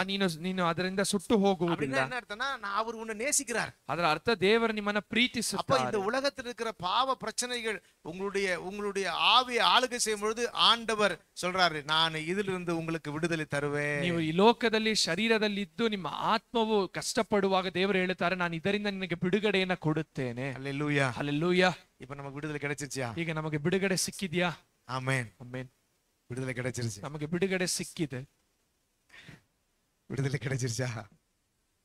சரியா? நீங்க அந்த சத்தியத்தை புரிஞ்சுக்கிடுங்க. கர்த்தர் உங்கள் ஆவியை, உங்கள் எண்ணத்தை, உங்கள் இருதயத்தை, உங்கள் உள்ளான மனுஷனை இந்த பாவ மாம்சத்தினுடைய எண்ணத்திலிருந்து விடுதலையாக்கிட்டார். அதுதான் ನಿಜமான ಉண்மையான ರಕ್ಷಣೆ. ದೇವರು ನಿಮ್ಮ ಆತ್ಮವನ್ನ, ನಿಮ್ಮ ಒಳ ಮನುಷ್ಯನನ್ನ ದೇವರು ಒಂದು ಪಾಪದ ಒಂದು ಬಂಧನದಿಂದ ಬಿಡುಗಡೆ ಮಾಡಿದ್ದಾರೆ. ಇದೇ ರಕ್ಷಣೆಯು. அப்ப நீங்க யாரா மாறிட்டீங்க? ನೀವು ಯಾರಾಗಿ ಬದಲಾಗಿ தேவனுடைய பிள்ளையா மாறிட்டீங்க. ದೇವರ ಮಕ್ಕಳಾಗಿ ಬದಲಾಗಿದ್ದೀರಿ. ஆனா நீங்க சரீரத்தில் இருக்கும் பொழுது, ನೀವು ಶರೀರದಲ್ಲಿ ಇರುವಾಗ, அப்படின்னா சரீரத்தில் இருக்கும்போது அந்த எண்ணம் உங்களை ஆளுகை செய்யும் பொழுது, ಆ ಶರೀರದ ಮನಸ್ಸು ನಿಮ್ಮನ್ನ ಆಳ್ವಿಕೆ ಮಾಡುವಾಗ, இப்ப ஏசாமி ஏத்துக்கிறதுக்கு முன்னாடி ಈಗ ಯೇಸು ಸ್ವಾಮಿಯನ್ನು ಅಂಗೀಕರಿಸುವುದಕ್ಕಿಂತ ಮುಂಚಿತವಾಗಿ சினிமாக்கு போகணும் ஆசையா இருக்கும், ನಾವು ಸಿನಿಮಾ ಹೋಗುವುದಕ್ಕೆ ಇಷ್ಟವಾಗುತ್ತೆ, ஊர் சுத்தலாம்னு ஆசையா இருக்கும், ಊರನ್ನ ಸುತ್ತುವುದಕ್ಕೆ ஏதாவது ಇಷ್ಟವಾಗುತ್ತದೆ, தேவையில்லாத வார்த்தை பேசலாம்னு ஆசையா இருக்கும், ಅನಗತ್ಯವಾದ ಮಾತುಗಳನ್ನ ಮಾತನಾಡುವುದಕ್ಕೆ ಬಯಸುತ್ತೇವೆ, திருடலாம்னு ஆசையா இருக்கும். ಕದಿಯುವುದಕ್ಕೆ ಇಷ್ಟಪಡುತ್ತೇವೆ. கரெக்டா? ಸರಿನಾ? இருந்துச்சா இல்லையா? ಇತ್ತ ಇಲ್ಲವಾ? ஏமாத்தணும், பொய் சொல்லணும், திருடணும், ಯಾಮಾರಿಸಬೇಕು, ಕಳ್ಳತನ ಮಾಡಬೇಕು, ಸುಳ್ಳು ಹೇಳಬೇಕು, ಅನ್ಯಾಯ ಮಾಡಬೇಕು. இது ரட்சிக்கப்படாதவங்க அப்படிதான் இருப்பாங்க. ಇದು ರಕ್ಷಣೆ ಹೊಂದದೇ ಇರುವಂತ ಜನರು ಈ இந்த ರೀತಿಯಾಗಿರ್ತಾರೆ. எண்ணம் என்ன அடிமைப்படுத்தி வச்சிருக்கு. ಆ ಒಂದು ಮನಸ್ಸು ಬಂದು ನಮ್ಮನ್ನ ದಾಸರನ್ನ ಗುಲಾಮರಾಗಿ ஆண்டவர் வாக்கு பண்றாரு, ಅದು ದೇವರು ವಾಗ್ದಾನ தண்ணீரில் ಮಾಡ್ತಾರೆ. நடக்கும்போது நீ முழுகாம இருப்ப, ನೀನು ನೀರನ್ನ ದಾಟಿ ಹೋಗುವಾಗ ನೀನು ಅದರ ಮುಳುಗಿ ಹೋಗುವುದಿಲ್ಲ. அக்கினியில் நீ நடந்தாலும் அது உன்னை நீ வேகாதிருப்ப, ನೀನು ಬೆಂಕಿಯಲ್ಲಿ ನಡೆಯುವಾಗ ನೀನು ಸುಡಲ್ಪಡುವುದಿಲ್ಲ. ஏன்னா உன்னை ஆண்டவர் கல்வாரி சிலுவையின் பலியினாலே இந்த மாம்ச சரீரத்திலிருந்து பிசாசுடைய செயலிலிருந்து விடுதலையாக்க போகிறார். ದೇವರು ಕಲ್ವಾರಿ ಶಿಲುಬೆಯ ಬಲಿಯಿಂದ ನಿಮ್ಮನ್ನ ಈ ಶಾರೀರಿಕವಾದಂತ ಬಂಧನದಿಂದ ಬಿಡುಗಡೆ ಮಾಡುತ್ತಾರೆ. அல்லேலூயா, ಹಲ್ಲೆಲೂಯಾ, அல்லேலூயா. ಹಲ್ಲೆಲೂಯಾ. இஸ்ரவேலை பார்த்து சொல்றார், நீ தண்ணியில நடக்கும் பொழுது முழுகாதிருப்பேன்னு சொல்றார். ಇಸ್ರಾಯೇಲರನ್ನು ನೋಡಿ ಹೇಳ್ತಾರೆ, ನೀನು ನದಿಗಳನ್ನ ದಾಟುವಾಗ ನೀನು ಮುಳುಗಿ ಹೋಗುವುದಿಲ್ಲ. அப்படின்னா நீங்க நினைச்சு கூட லிட்டரலா தண்ணியில நடக்கும் பொழுது அவங்க உள்ள முழுகி போகாம ஆண்டவர் பாதுகாப்பார், அப்படி கிடையாது. ನೀವು ನೆನೆಸಬಾರದು, ಅವ್ರ ನೀರನ್ನ ದಾಟಿ ಹೋಗುವಾಗ ಅವ್ರು ಮುಳುಗಿ ಹೋಗುವುದಿಲ್ಲ, ದೇವರು ಕಾಪಾಡುತ್ತಾರೆ. அப்படிதான் சில பேர் பிரசங்கம் பண்றாங்க. ಅದೇ ರೀತಿಯಾಗಿ ಕೆಲವರು தண்ணியில நடக்கும் பொழுது நீ முழுகாதிருப்பாய், ನೀನ್ ನೀರಿನಲ್ಲಿ ನಡೆಯುವಾಗ ನೀನ್ ಮುಳುಗಿ ಹೋಗುವುದಿಲ್ಲ ಅಂತ. அது அப்படி சொல்லல. ಈ ವಾಕ್ಯದ ಅರ್ಥ ಅದಲ್ಲ. உன்னுடைய ஆவியை நான் எந்த பிரச்சனையிலிருந்து விடுவிப்பேன். ನಿನ್ನ ಆತ್ಮವನ್ನ ಯಾವ ಸಮಸ್ಯೆಯಿಂದಲಾದರೂ ನಾನು ಬಿಡಿಸುತ್ತೇನೆ. அல்லேலூயா, ಹಲ್ಲೆಲೂಯಾ, அல்லேலூயா. ಹಲ್ಲೆಲೂಯಾ. இந்த கெட்ட எண்ணத்திலிருந்து சுபாவத்திலிருந்து ஆண்டவர் உங்களையும் என்னையும் விடுவிக்கிறார். அதான் எகிப்திலிருந்தும் ಎಥಿಯೋಪಿಯಾವಿலிருந்து ಆಂಡವರು ವಿಡಿವಿಕ್கிறார். ದೇವರು ಈ ಒಂದು ಕೆಟ್ಟ ಸ್ವಭಾವಗಳಿಂದ ಯೋಚನೆಯಿಂದ ನಮ್ಮನ್ನ ಬಿಡಿಸುತ್ತಾರೆ. ವಚನ ಹೇಳುತ್ತೆ, ದೇವರು ಐಗುಪ್ತದಿಂದ ಎಥಿಯೋಪಿಯಾದಿಂದ ನಮ್ಮನ್ನ ಬಿಡಿಸುತ್ತಾರೆ. ಎಗಿಪ್ತ್ ಎಂದ್ರೆ ಎதை குறிக்கும்? ಐಗುಪ್ತ್ಯ ಅನ್ನುವಂಥದ್ದು ಯಾವುದನ್ನ ಸೂಚಿಸುತ್ತದೆ? ನಾವು சொல்லிಕೊಡ್ತೀವಿ. ಎಗಿಪ್ತ್ ಎதை குறிக்கும்? எகிப்து வந்து உலகத்தை குறிக்கும். ಐಗುಪ್ತವು ಬಂದು ಈ ಲೋಕವನ್ನ ಸೂಚಿಸುತ್ತದೆ. ಅದಕ್ಕೆ ಎಥಿಯೋಪಿಯಾ ಎதை குறிக்கும்? ಎಥಿಯೋಪಿಯಾ ಯಾವುದನ್ನ ಸೂಚಿಸುತ್ತದೆ? ಮಾಂಸத்தை குறிக்கும். ನಮ್ಮ ಶರೀರವನ್ನ ಸೂಚಿಸುತ್ತದೆ. ಅದ ಎಥಿಯೋಪಿಯಾ பார்த்து ஆண்டவர் சொல்றாரு. ಎಥಿಯೋಪಿಯರನ್ನ ನೋಡಿ ದೇವರು ಹೇಳುತ್ತಾರೆ, ಎಥಿಯೋಪಿಯಾவே உன் சரீரத்தை உன்னுடைய கலரை நீ மாத்த முடியுமா? ನಿನ್ನ ಶರೀರದ ಒಂದು ಚರ್ಮದ ಬಣ್ಣವನ್ನ ನೀನು ಮಾರ್ಪಡಿಸೋದಕ್ಕೆ ಸಾಧ್ಯವಾಗಲ್ಲ. ಜನங்கள் ಕೆಟ್ಟ ಪಳಕத்தை விட்டு மனம் திரும்பிடுவாங்கன்னு சொல்றாரு. ನನ್ನ ಜನರು ಕೆಟ್ಟ ಸ್ವಭಾವವನ್ನು ಬಿಟ್ಟು ಮಾನಸಾಂತರ ಹೊಂದುತ್ತಾರೆ. அப்ப ಎಥಿಯೋಪಿಯಾ ಎதை குறிக்குது? ಅಂದ್ರೆ ಒಂದು ಎಥಿಯೋಪಿಯಾ ಯಾವುದನ್ನ ಸೂಚಿಸುತ್ತದೆ? ಶರೀರத்தை குறிக்கும். ನಮ್ಮ ಶರೀರವನ್ನ ಸೂಚಿಸುತ್ತದೆ. உங்களையும் என்னையும் இந்த உலகத்திலிருந்தும் இந்த மாம்ச சரீர கெட்ட காரியத்திலிருந்தும் என் ஆவியை உயிர்ப்பிக்க செய்தார். அதுதான் ಆಂಡவர் என்னை மீட்டுக் கொண்டார். ದೇವರು ನಿಮ್ಮನ್ನ ನಮ್ಮನ್ನ ಈ ಲೋಕದಿಂದಲೂ ಈ ಲೋಕದ ಒಂದು ಶರೀರದ ಕೆಟ್ಟ ಸ್ವಭಾವಗಳಿಂದಲೂ ದೇವರು ನಮ್ಮನ್ನ ವಿಮೋಚಿಸಿದ್ದಾರೆ. ಆಮೆನ್. ಎದರ ಸಂತೋಷ? ಎಷ್ಟು ನನಗೆ ಸಂತೋಷ. Amen. Hallelujah, hallelujah, hallelujah, hallelujah. அப்ப சொல்றார், இவங்க என்னுடைய ஜனம், ಇವರು ನನ್ನ ಜನರು, துதியை சொல்லி வருவார்கள். ನನ್ನ ಸ್ತುತಿಯನ್ನ ಇವರು ಪ್ರಚುರಪಡಿಸಿ ಹೃದಯದಲ್ಲಿ மீட்படையாமல் நம்மளால ஆண்டவர் துதிக்க முடியாது. ನಮ್ಮ ಹೃದಯದಲ್ಲಿ ನಾವು ವಿಮೋಚನೆಯನ್ನ ಹೊಂದದೆ ನಾವು ದೇವರನ್ನ ಸ್ತುತಿಸುವುದಕ್ಕೆ ಸಾಧ್ಯವಿಲ್ಲ. ರಕ್ಷಣೆ ಇಲ್ಲದೆ நம்ம ஆண்டவரை ಸ್ತೋತ್ರ பண்ண முடியாது. ನಮ್ಮ ಹೃದಯದಲ್ಲಿ ರಕ್ಷಣೆ ಇಲ್ಲದೆ ನಾವು ದೇವರಿಗೆ ಸ್ತೋತ್ರವನ್ನು ಅರ್ಪಿಸುವುದಕ್ಕೆ ಸಾಧ್ಯವಿಲ್ಲ. இந்த மனசை ஆண்டவர் இந்த சரீர மனசிலிருந்து இந்த உலகத்திலிருந்து விடுவித்தாதான் நம்ம ஆண்டவரை ஸ்தோத்திரம் பண்ணி அவருக்காய் வாழ முடியும். ಕಾರಣ ದೇವರ ನಮ್ಮ ಮನಸ್ಸನ್ನ ಈ ಲೋಕದಿಂದಲೂ ಈ ಶರೀರದಿಂದಲೂ ಬಿಡಿಸದೆ ಹೊರತು ನಾವು ದೇವರಿಗೆ ಸ್ತೋತ್ರವನ್ನು ಅರ್ಪಿಸುವುದಕ್ಕೆ ಸಾಧ್ಯವಿಲ್ಲ. ஆண்டவர் உங்களையும் என்னையும் விடுவித்திருக்கிறார். ದೇವರು ನಿಮ್ಮನ್ನ ನಮ್ಮನ್ನ ಬಿಡಿಸಿದ್ದಾರೆ. Hallelujah, hallelujah, hallelujah, hallelujah. அவரை நாம் துதிக்கும்படியாக ನಾವು ದೇವರನ್ನ ಸ್ತುತಿಸುವುದಕ್ಕೋಸ್ಕರ அப்ப சொன்ன தீர்க்க தரிசனம் ಅಂದ ಇಲ್ಲಿ ಹೇಳಲ್ಪಟ್ಟಿರುವಂತ ಪ್ರವಾದನ ವಾಕ್ಯವು தண்ணீர், ஆறு, அக்கினி, ನೀರು, ನದಿಯು, ಬೆಂಕಿಯು. ஆனா உண்மையான அர்த்தம் அது கிடையாது. ಅದರ ನಿಜವಾದ ಅರ್ಥ ಅದಲ್ಲ. அது உங்களுடைய சரீரத்திலிருந்து இந்த உலகத்தின் பொல்லாத சுபாவத்திலிருந்தும் ஆண்டவர் உங்களை விடுவிப்பார். ಅದು ನಿಮ್ಮ ಶರೀರದಿಂದಲೂ ಈ ಲೋಕದ ಕೆಟ್ಟ ಸ್ವಭಾವಗಳಿಂದಲೂ ದೇವರು ನಿಮ್ಮನ್ನ ವಿಮೋಚಿಸಿದ್ದಾರೆ. ಆಮೆನ್. Hallelujah, hallelujah. இதான் ரட்சிப்பு. ಇದೇ ರಕ್ಷಣೆ. இரண்டாவது, ಎರಡನೆಯದಾಗಿ ரட்சிக்கப்பட்ட உடனே ನಾವು ರಕ್ಷಿಸಲ್ಪಟ್ಟ ನಂತರ ஒரு மனுஷனுக்கு அந்த மனம் திரும்புதலுடைய காரியம் உண்டாகும். ಆ ಒಂದು ಮನುಷ್ಯನಿಗೆ ಮಾನಸಾಂತರದ ಸ್ವಭಾವಗಳು ಉಂಟಾಗುತ್ತದೆ. அப்படின்னா பழையவைகள் ஒளிந்து போகும். ಅದರ ಅರ್ಥ ಹಳೆಯವುಗಳು ಅಳಿದು ಹೋಗುತ್ತದೆ. கரெக்டா? கரெக்டா? இப்போ ரட்சிக்கப்பட்ட பிறகும் ஒருத்தர் கெட்ட வார்த்தை பேசுறாங்க, சினிமாக்கு கெட்ட வார்த்தை பேசுறாங்க, சினிமாக்கு போறாங்க, சண்டை போடுறாங்க, திருடுறாங்க அப்படின்னா ರಕ್ಷಿಸಲ್ಪಟ್ಟ ನಂತರವೂ ಒಬ್ಬರು ಕದಿಯುತ್ತಾರೆ, ಕೆಟ್ಟ ಮಾತನ್ನ ಮಾತನಾಡುತ್ತಾರೆ, ಸಿನಿಮಾಗೆ ಹೋಗುತ್ತಾರೆ ಎಂದರೆ, பொய் சொல்றாங்க, ಸುಳ್ಳು ಹೇಳುತ್ತಾರೆಂದರೆ அவங்க ரட்சிக்கப்பட்டிருக்காங்களா? ಆಗ ಅವರು ರಕ್ಷಣೆ ಹೊಂದಿದ್ದಾರಾ? ரட்சிக்கப்பட்டிருக்காங்களா? ರಕ್ಷಣೆ ಹೊಂದಿದ್ದಾರಾ? ಇಲ್ಲ. அப்போ ஆண்டவர் சொல்றாரு, நான் உன்னை ஆவியை, அதான் நான் சொல்றது அர்த்தம், ஆவியை விடுவித்த பிறகு உன்னுடைய பழைய சுபாவங்களை முற்றிலுமாய் நீக்குவேன். ದೇವರು ಹೇಳ್ತಾರೆ, ನಿನ್ನ ಆತ್ಮವನ್ನು ನಾನು ವಿಮೋಚಿಸಿದ ನಂತರ ನಿನ್ನಿಂದ ನಿನ್ನ ಹಳೆಯ ಸ್ವಭಾವಗಳನ್ನು ನಾನು ದೂರ அதை ಮಾಡುತ್ತೇನೆ. வாசிங்களேன். அது 13ஆம் வசனத்திலிருந்து சொல்றேன். 13ನೇ ವಚನದಿಂದ ಹೇಳುತ್ತಾರೆ, ಹೌದು, ಅಂದಿನಿಂದಲೇ ನಾನಿದ್ದೇನೆ, ನನ್ನ ಕೈಯಿಂದ ಬಿಡಿಸುವವರು ಯಾರು ಇಲ್ಲ, ನನ್ನ ಕೆಲಸಕ್ಕೆ ಅಡ್ಡಿ ಬರುವವನಾರು, ನಿಮ್ಮ ವಿಮೋಚಕನು ಇಸ್ರಾಯೇಲಿನ ಪರಿಶುದ್ಧನೂ ಆಗಿರುವ ಕರ್ತನು ಇಂತೆನ್ನುತ್ತಾನೆ. இப்படி சொல்றாரு. என்னன்னு சொல்றாரு? ನಾನು ನಿಮಗೋಸ್ಕರ ಬಾಬೇಲಿಗೆ ಕಳುಹಿಸಿ ಅವರ ಘನವಂತರನ್ನೆಲ್ಲ ಮತ್ತು ಹಡಗುಗಳಲ್ಲಿ ಆರ್ಭಟಿಸುವ ಕಸ್ದೀಯರನ್ನು ತಗ್ಗಿಸುವೆನು. அவர் சொல்ற பாருங்களேன், நான் உங்களுக்காக அரண்களை எல்லாம் இடிந்து விழவும் கல்தேயர் படவில் இருந்து அலறவும் செய்யத்தக்கவர்களை பாபிலோனுக்கு அனுப்பினேன் என்று உங்கள் மீட்பரும் இஸ்ரவேலின் பரிசுத்தருமாகிய கர்த்தர் சொல்லுகிறார். கவனிங்க, இங்க என்ன சொல்றாருன்னா, பாபிலோனுக்கு ஆண்டவர் சில பேர் அனுப்புவாரு. ದೇವರು ಬಾಬೇಲ್ ದೇಶಕ್ಕೆ ಕೆಲವು ಜನರನ್ನ ಕಳುಹಿಸುತ್ತಾರೆ. இவங்க போய் என்ன செய்யறாங்களா? ಇವರು ಹೋಗಿ ಏನು அந்த ಮಾಡ್ತಾರೆ? அலங்கங்களை இடிந்து விடும்படி செய்யறாங்களா? ಅಲ್ಲಿರುವಂತ ಗೋಡೆಗಳನ್ನ ಕೆಡವಿ ಹಾಕುತ್ತಾರೆ. கல்தேயர் படகுல இருந்து அலறும்படி செய்யறாரா? ಕಲ್ದಿಯರ್ ದೇಶದವರು ಒಂದು ಹಡಗುಗಳಲ್ಲಿ ಆರ್ಭಟಿಸುವಂತೆ ಮಾಡುತ್ತಾರೆ. ಕಲ್ದಿಯರು ಎಂದು ಹೇಳುವಾಗ ಅವರು ಬಾಬಿಲೋನ್ ದೇಶದವರು.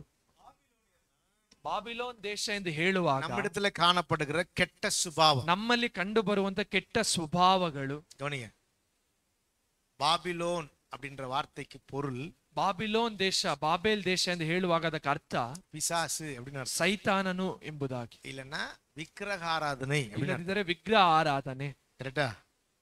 இல்லன்னா அசுத்தமான கிரியை, ಇಲ್ಲದಿದ್ದರೆ ಅಶುದ್ಧವಾದ ಕ್ರಿಯೆಗಳು. அதான் வெளிப்படுத்தி சொல்லப்பட்டிருக்கு. ಅದನ್ನೇ ಪ್ರಕಟಣೆಯ ಪುಸ್ತಕದಲ್ಲಿ நாட்டிலே மகா பாபிலோன் விழுந்தது, ಕೊನೆಯ ದಿವಸಗಳಲ್ಲಿ ಮಹಾ ಬಾಬೆಲ್ ಕೆಳಗೆ ಬಿತ್ತು ಎಂಬುದಾಗಿ. முற்றிலுமா ஆண்டவர் இந்த பூமியை சரி பண்ணுவார். ದೇವರು ಸಂಪೂರ್ಣವಾಗಿ ಭೂಮಿಯನ್ನು அது ಸರಿಪಡಿಸುತ್ತಾರೆ. ஃபர்ஸ்ட் எனக்குள்ள நடக்குது. ಅದು ಮೊದಲು ನನ್ನೊಳಗೆ எனக்கு ನಡೆಯುತ್ತದೆ. அந்த ரட்சிப்பு வந்த உடனே ನಮಗೆ ರಕ್ಷಣೆ ಬಂದ ನಂತರ இந்த பழைய சுபாவம் இருந்துச்சு, அதுக்கு பேர் பாபிலோன். ನಮ್ಮ ಹಳೆಯ ಸ್ವಭಾವಗಳಿತ್ತಲ್ಲ, ಅದಕ್ಕೆ ಹೆಸರು ಬಾಬೆಲ್. கவனிங்க, எகிப்து, எத்தியோப்பியா, ಐಗುಪ್ತವು, ಎಥಿಯೋಪಿಯಾ, இதிலிருந்து விடுதலை கிடைச்சிச்சு. ಇದರಿಂದ ನಮಗೆ ಬಿಡುಗಡೆ ಸಿಕ್ಕಿತು. இப்ப பாபிலோன் என்ன செய்தான்? ಈಗ ಬಾಬೇಲ್ ದೇಶವು ಏನ್ ಮಾಡ್ತಿದೆ? ஆளுகை செய்து ನಮ್ಮನ್ನ ಆಳ್ವಿಕೆ ಮಾಡುತ್ತಿದೆ. இந்த பாபிலோனையும் ஆண்டவர் என்ன பண்ணுவார்னா இடிந்து விழும்படி செய்வார். ಈ ಬಾಬೇಲ್ ದೇಶವು ಕೂಡ ಕೆಡವಿ ಬೀಳುವಂತೆ ದೇವರು ಮಾಡುತ್ತಾರೆ. ಆಮೆನ್. எத்தனை பேர் புரியுது? புரிஞ்சவர் அல்ல ಎಷ್ಟು சொல்லுங்க. ಜನಕ್ಕೆ ಅರ್ಥವಾಗ್ತಿದೆ?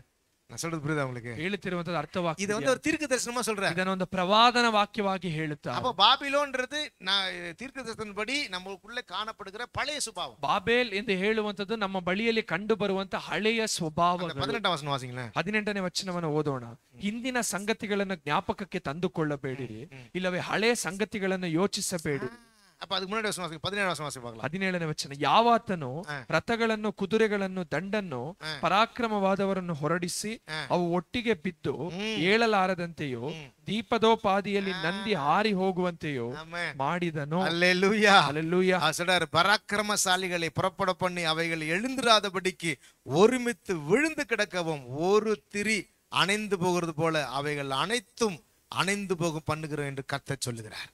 அப்படின்னா முற்றிலுமா உன்னுடைய பழைய சுபாவத்தை நான் அழிப்பேன் அப்படின்னு கர்த்தர் சொல்றார். ಅದರ ಅರ್ಥ ದೇವರು ಸಂಪೂರ್ಣವಾಗಿ ನಿಮ್ಮ ಹಳೆಯ ಸ್ವಭಾವಗಳನ್ನು ನಾಶ ಮಾಡುತ್ತೇನೆ ಎಂದು ದೇವರು ಹೇಳ್ತಾರೆ. ரட்சிக்கப்பட்ட ஒரு மனுஷனுடைய அடுத்த ஸ்டெப் எப்படி இருக்குன்னா, ರಕ್ಷಿಸಲ್ಪಟ್ಟ ಒಂದು ಮನುಷ್ಯನ ಮುಂದಿನ ಹೆಜ್ಜೆ ಹೇಗಿರುತ್ತದೆ இந்த ಎಂದರೆ, பழைய சுபாவம்லாம் அழிக்கப்படும். ಅವನ ಬಳಿಯಲ್ಲಿ ಇರುವಂತಹ ಹಳೆಯ ಸ್ವಭಾವಗಳೆಲ್ಲವೂ ಕೂಡ ಅಳಿದು ಹೋಗಬೇಕು. அதுதான் கிறிஸ்தவம். ಅದೇ ಕ್ರಿಸ್ತನ ಮಾರ್ಗ. அப்பதான் நீங்க கடவுளை ஸ்தோத்திரம் பண்ண முடியும். ಆಗಲೇ ನೀವು ದೇವರಿಗೆ ಸ್ತೋತ್ರವನ್ನು ಅರ್ಪಿಸುವುದಕ್ಕೆ ಸಾಧ್ಯ. எனக்கு ஒரு டவுட், ಒಂದು ಒಂದು ಒಂದು ಅನುಮಾನ. கவனிங்களேன், இப்போ ரட்சிக்கப்பட்டேன் அப்படின்னு சொல்றாங்க, ಈಗ ರಕ್ಷಿಸಲ್ಪಟ್ಟೆ ಎಂದು ಜನರು ಹೇಳುತ್ತಾರೆ. ஆனா ஏன் சுபாவம் மாறல? ಆದ್ರೆ ಯಾಕೆ ಅವರ ಸ್ವಭಾವಗಳು ಬದಲಾಗಲಿಲ್ಲ? அப்ப இவங்க என்ன நினைச்சிட்டு இருக்காங்க தெரியுமா? ரட்சிப்புனா என்ன? ಜನರು ರಕ್ಷಣೆ ಅನ್ನುವಂಥದ್ದನ್ನ ಏನ್ ನೆನೆಸಿದ್ದಾರೆ ಗೊತ್ತಾ? அவன் நினைச்சிட்டு இருக்கான் தெரியுமா? ಅವ್ರು ಏನ್ ನೆನೆಸಿದ್ದಾರೆ ಗೊತ್ತಾ? நான் கிறிஸ்தவன் ஆயிட்டேன், ನಾನು ಕ್ರೈಸ್ತನಾಗಿದ್ದೇನೆ, நான் சர்ச்சுக்கு போறேன், ನಾನು ಸಭೆಗೆ ಹೋಗುತ್ತೇನೆ, நான் ஆண்டவருக்கு ஸ்தோத்திரம் பண்றேன், ದೇವರಿಗೆ ಸ್ತೋತ್ರವನ್ನು ಅರ್ಪಿಸ್ತೇನೆ, ஞானஸ்தானம் எடுத்துட்டேன். ನಾನು ದೀಕ್ಷಾ ಸ್ಥಾನ ತೆಗೆದುಕೊಂಡಿದ್ದೇನೆ. அப்போ அதனால ஆண்டவராக இயேசு கிறிஸ்து கல்வாரி சிலுவையிலே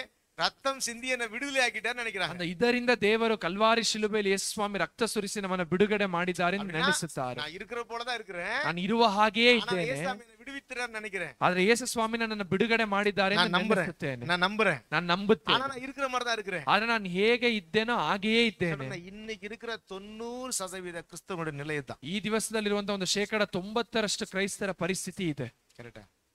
இப்ப எனக்கு ஒரு கேள்வி, ಒಂದು ಪ್ರಶ್ನೆ. உலகத்துல இருக்கும்போது அசிங்க அசிங்கமா ட்ரெஸ் பண்ணாங்க, ಲೋಕದಲ್ಲಿರುವಾಗ ಒಂದು ಅಸಹ್ಯವಾಗಿ ವಸ್ತ್ರವನ್ನ ಹಾಕಿಕೊಂಡರು. ஆனா ஏசாமி ஏத்துக்கிட்டு வந்த பிறகு ஏன் மாறல? ಯೇಸು ಸ್ವಾಮಿಯನ್ನ ಅಂಗೀಕರಿಸಿಕೊಂಡು ಬಂದ ನಂತರ ಯಾಕೆ ಬದಲಾಗಿಲ್ಲ? கரெக்டா?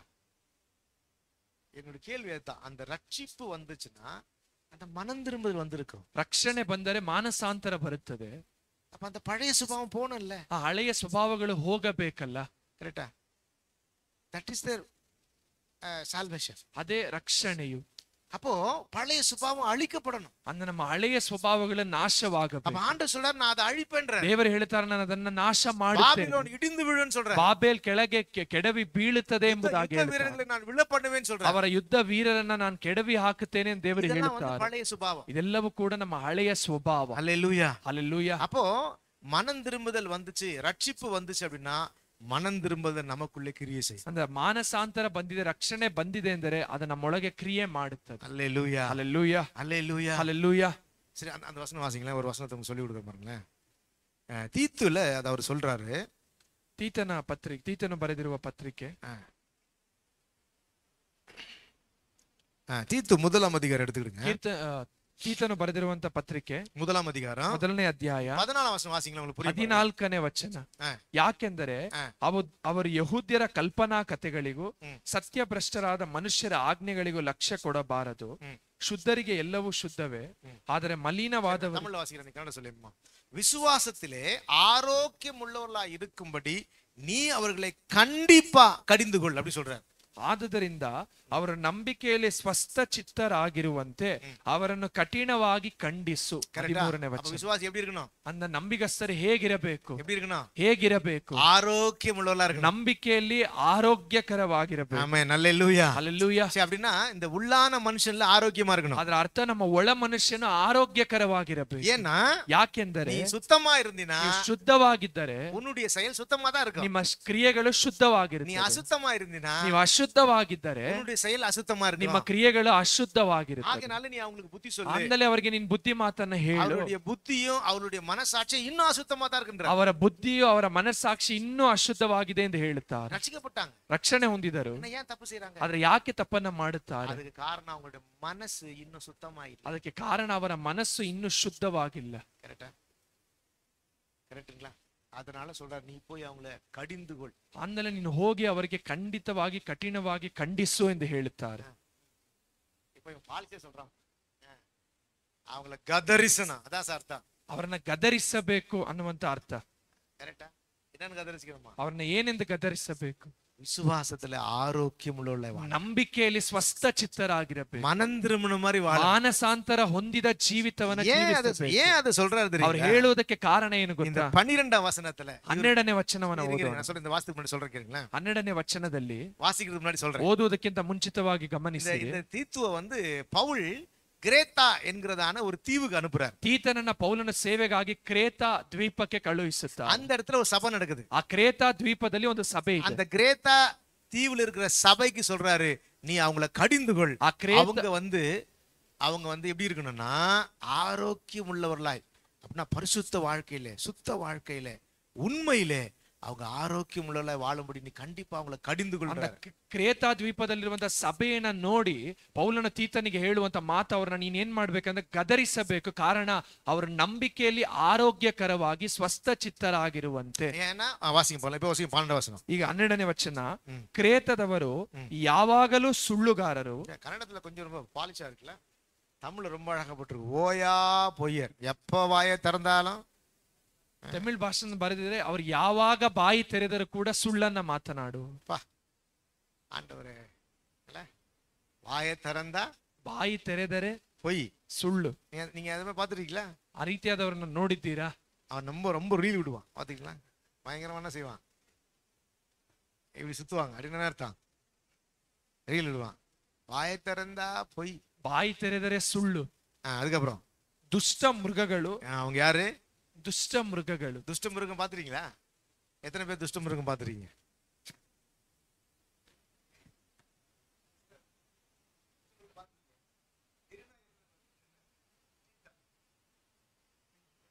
ಬೀದಿ ನಾಯಿ ಎಷ್ಟು ಜನ ನೋಡಿದ್ದೀರಾ?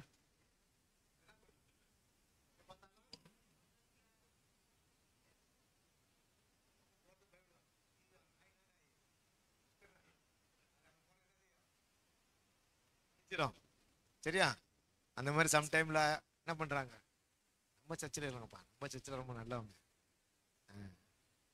வெளி சர்ச்சில் சொல்றேன், கடிச்சிடுறாங்க. ಕೆಲವರು ದುಷ್ಟ ಮೃಗಗಳಾಗಿ ಕಚ್ಚಿ ಬಿಡುತ್ತಾರೆ. கரெக்டா? அதுக்கப்புறம் ಹೊಟ್ಟೆ ಬಾಕರು. பெரும் வயிற்று சோம்பேறிகள். பா, இங்கிலீஷ்ல கன்னடத்துல வந்து ಹೊಟ್ಟೆ ಬಾಕ್. தப்பா எடுத்துக்காதீங்க. நான் வந்து உண்மையிலே கோவப்பட்டுலாம் சொல்லலைங்க. என்னுடைய ஆதங்கம் என்னன்னா, இந்த ஜனங்கள் என் துதியை சொல்லி வருவார். ಈ ಜನರು ನನ್ನ ಸ್ತೋತ್ರವನ್ನ ಪ್ರಚುರಪಡಿಸುತ್ತಾರೆ. என்னுடைய வாழ்க்கை, ನಮ್ಮ ಜೀವಿತ ஆண்டவரை மகிமைப்படுத்து. ಯಾವಾಗಲೂ ದೇವರನ್ನ ಘನಪಡಿಸಬೇಕು. மகிமையா வாழுங்க. ದೇವರಿಗೆ ಘನಪಡಿಸುವಂತೆ ಜೀವಿಸಿರಿ. இந்த உலகத்துல ನಷ್ಟಪಟ್ಟ பிரச்சனையே கிடையாது. ಈ ಲೋಕದಲ್ಲಿ ನಾವು ನಷ್ಟ ಹೊಂದಿದರೂ ಪರವಾಗಿಲ್ಲ. ஏமாத்தாதீங்க, ಯಾಮಾರಿಸಬೇಡಿರಿ, ಸುಳ್ಳು ಹೇಳಬೇಡಿರಿ, திருடாதீங்க, ಕದಿಯಬೇಡಿರಿ, அநியாயம் செய்யாதீங்க, ಅನ್ಯಾಯ ಮಾಡಬೇಡಿರಿ. அதுல என்னங்க லாபம் இருக்கு? ಅದರಲ್ಲಿ ಏನು ಲಾಭ ಇದೆ? அதத்தான் சொல்றாரு. ಅದನ್ನೇ ಹೇಳುತ್ತಾರೆ. பொய் சொல்ற, ನೀ ಸುಳ್ಳುಗಾರನು, நீ துஷ்ட மிருகம், ನೀನ್ ದುಷ್ಟ ಮೃಗ, பெரு வயித்து சோம்பேறி, ನೀನು ಸೋಮಾರಿಯಾದ ಹೊಟ್ಟೆ ಬಾಕನು. இவ்வளோ சாப்பிடுற, ஆனா படுத்து நல்லா தூங்குற. ಇಷ್ಟು ತಿನ್ನುತ್ತೀಯ, ಆದ್ರೆ ಆರಾಮಾಗಿ ಮಲಗಿ ನಿದ್ರಿಸುತ್ತೀಯ. எங்க பாஸ்டம்மா விசுவாசியை கூப்பிட்டு பேசுவாங்க. நீ என்ன சமைச்ச அப்படின்னு கேட்பாங்க. ಬೋಧಕರು ಬೆಳೆದ ಸಭೆಯಲ್ಲಿ ಅಲ್ಲಿದ್ದಂತ ಪಾಸ್ಟರ್ ಅಮ್ಮ ಸಭೆಯ ವಿಶ್ವಾಸಿಗಳನ್ನ ಕರೆದು ಮಾತನಾಡುತ್ತಾರೆ. ಏನ್ ಅಡಿಗೆ ಮಾಡಿದ್ದೀರಾ ಅಂತ ಕೇಳುತ್ತಾರೆ. 1 kg ಚಿಕನ್ எடுத்தேன்னு சொல்லுவாங்க. ಅವ್ರು ಹೇಳ್ತಾರೆ 1 kg ಚಿಕನ್ ಅನ್ನ ತೆಗೆದುಕೊಂಡೆ ಅಂತ. ಪಾಸ್ಟರ್ ಅಮ್ಮ ತಿಟ್ಟುவாங்க. 1/2 kg ಎಡು போதும். ಅವ ಪಾಸ್ಟರ್ ಅಮ್ಮ ಬೈಯುತ್ತಾರೆ, 1/2 kg ತೆಗೆದುಕೋ ಸಾಕು. இப்போ நான் சொன்னேன்னா ஒரு சேர் மட்டும் தான் இருக்கும். ಈಗ ಅದನ್ನ ಹೇಳಿದ್ರೆ ಬರೀ ಚೇರ್ ಮಾತ್ರ ಇರುತ್ತೆ. 1/2 kg போதும், 1/2 kg ಸಾಕು. அப்புறம் எனக்கு போன் வருது, பாஸ்டர் அம்மா நான் சாப்பிடறதெல்லாம் சொல்றாங்க. ಬೋಧಕರಿಗೆ ಒಂದು ಕರೆ ಬರುತ್ತದೆ, ಪಾಸ್ಟರ್ ಅಮ್ಮ ನಾವು ತಿನ್ನೋದನ್ನೆಲ್ಲ ಹೇಳುತ್ತಾರೆ. அவங்க ஏன்னா சத்தியத்தை அவங்க படிச்சதுனால அவங்க சொல்றாங்க, நீ கம்மியா சாப்பிடு. ஆனா நீங்க கம்மியா சாப்பிட சொல்ல, நீங்க நல்லா சாப்பிடுங்க, நல்லா சாப்பிடுங்க, சோம்பேறியா இருக்க கூடாது. ಆದ್ರೆ ಸೋಮಾರಿಗಳಾಗಿರಬಾರದು. அவங்க ஏன் பயப்படுறாங்கன்னா, ಅವ್ರು ಯಾಕೆ ಭಯಪಡುತ್ತಾರೆ ಅಂದರೆ, 1 kg சாப்பிட்டு நீ தூங்குறத விட 1/2 kg சாப்பிட்டு வேலை செய்யுன்ற. 1 kg ತಿಂದು ನೀನ್ ಮಲಗುವುದಕ್ಕಿಂತ 1/2 kg ತಿಂದು ನೀನ್ ಕೆಲಸ ಮಾಡೋದು ಒಳ್ಳೆಯದು. எனக்கு புரியல, நல்லா சாப்பிட்ட தூக்கம் வருமோ? ಚೆನ್ನಾಗಿ ತಿಂದರೆ ನಿದ್ರೆ ಬರುತ್ತದಾ? ಹೌದಾ ಇಲ್ಲಿಯಾ? ಓಡೋಗುತ್ತೆ ಅಲ್ಲ. ಕೆಲಸ ಮಾಡದೇ ಇದ್ರೆ ಅಲ್ಲ, ಮಾಡದೇ ಇದ್ರೆ ಬಂದೇ ಬರುತ್ತೆ.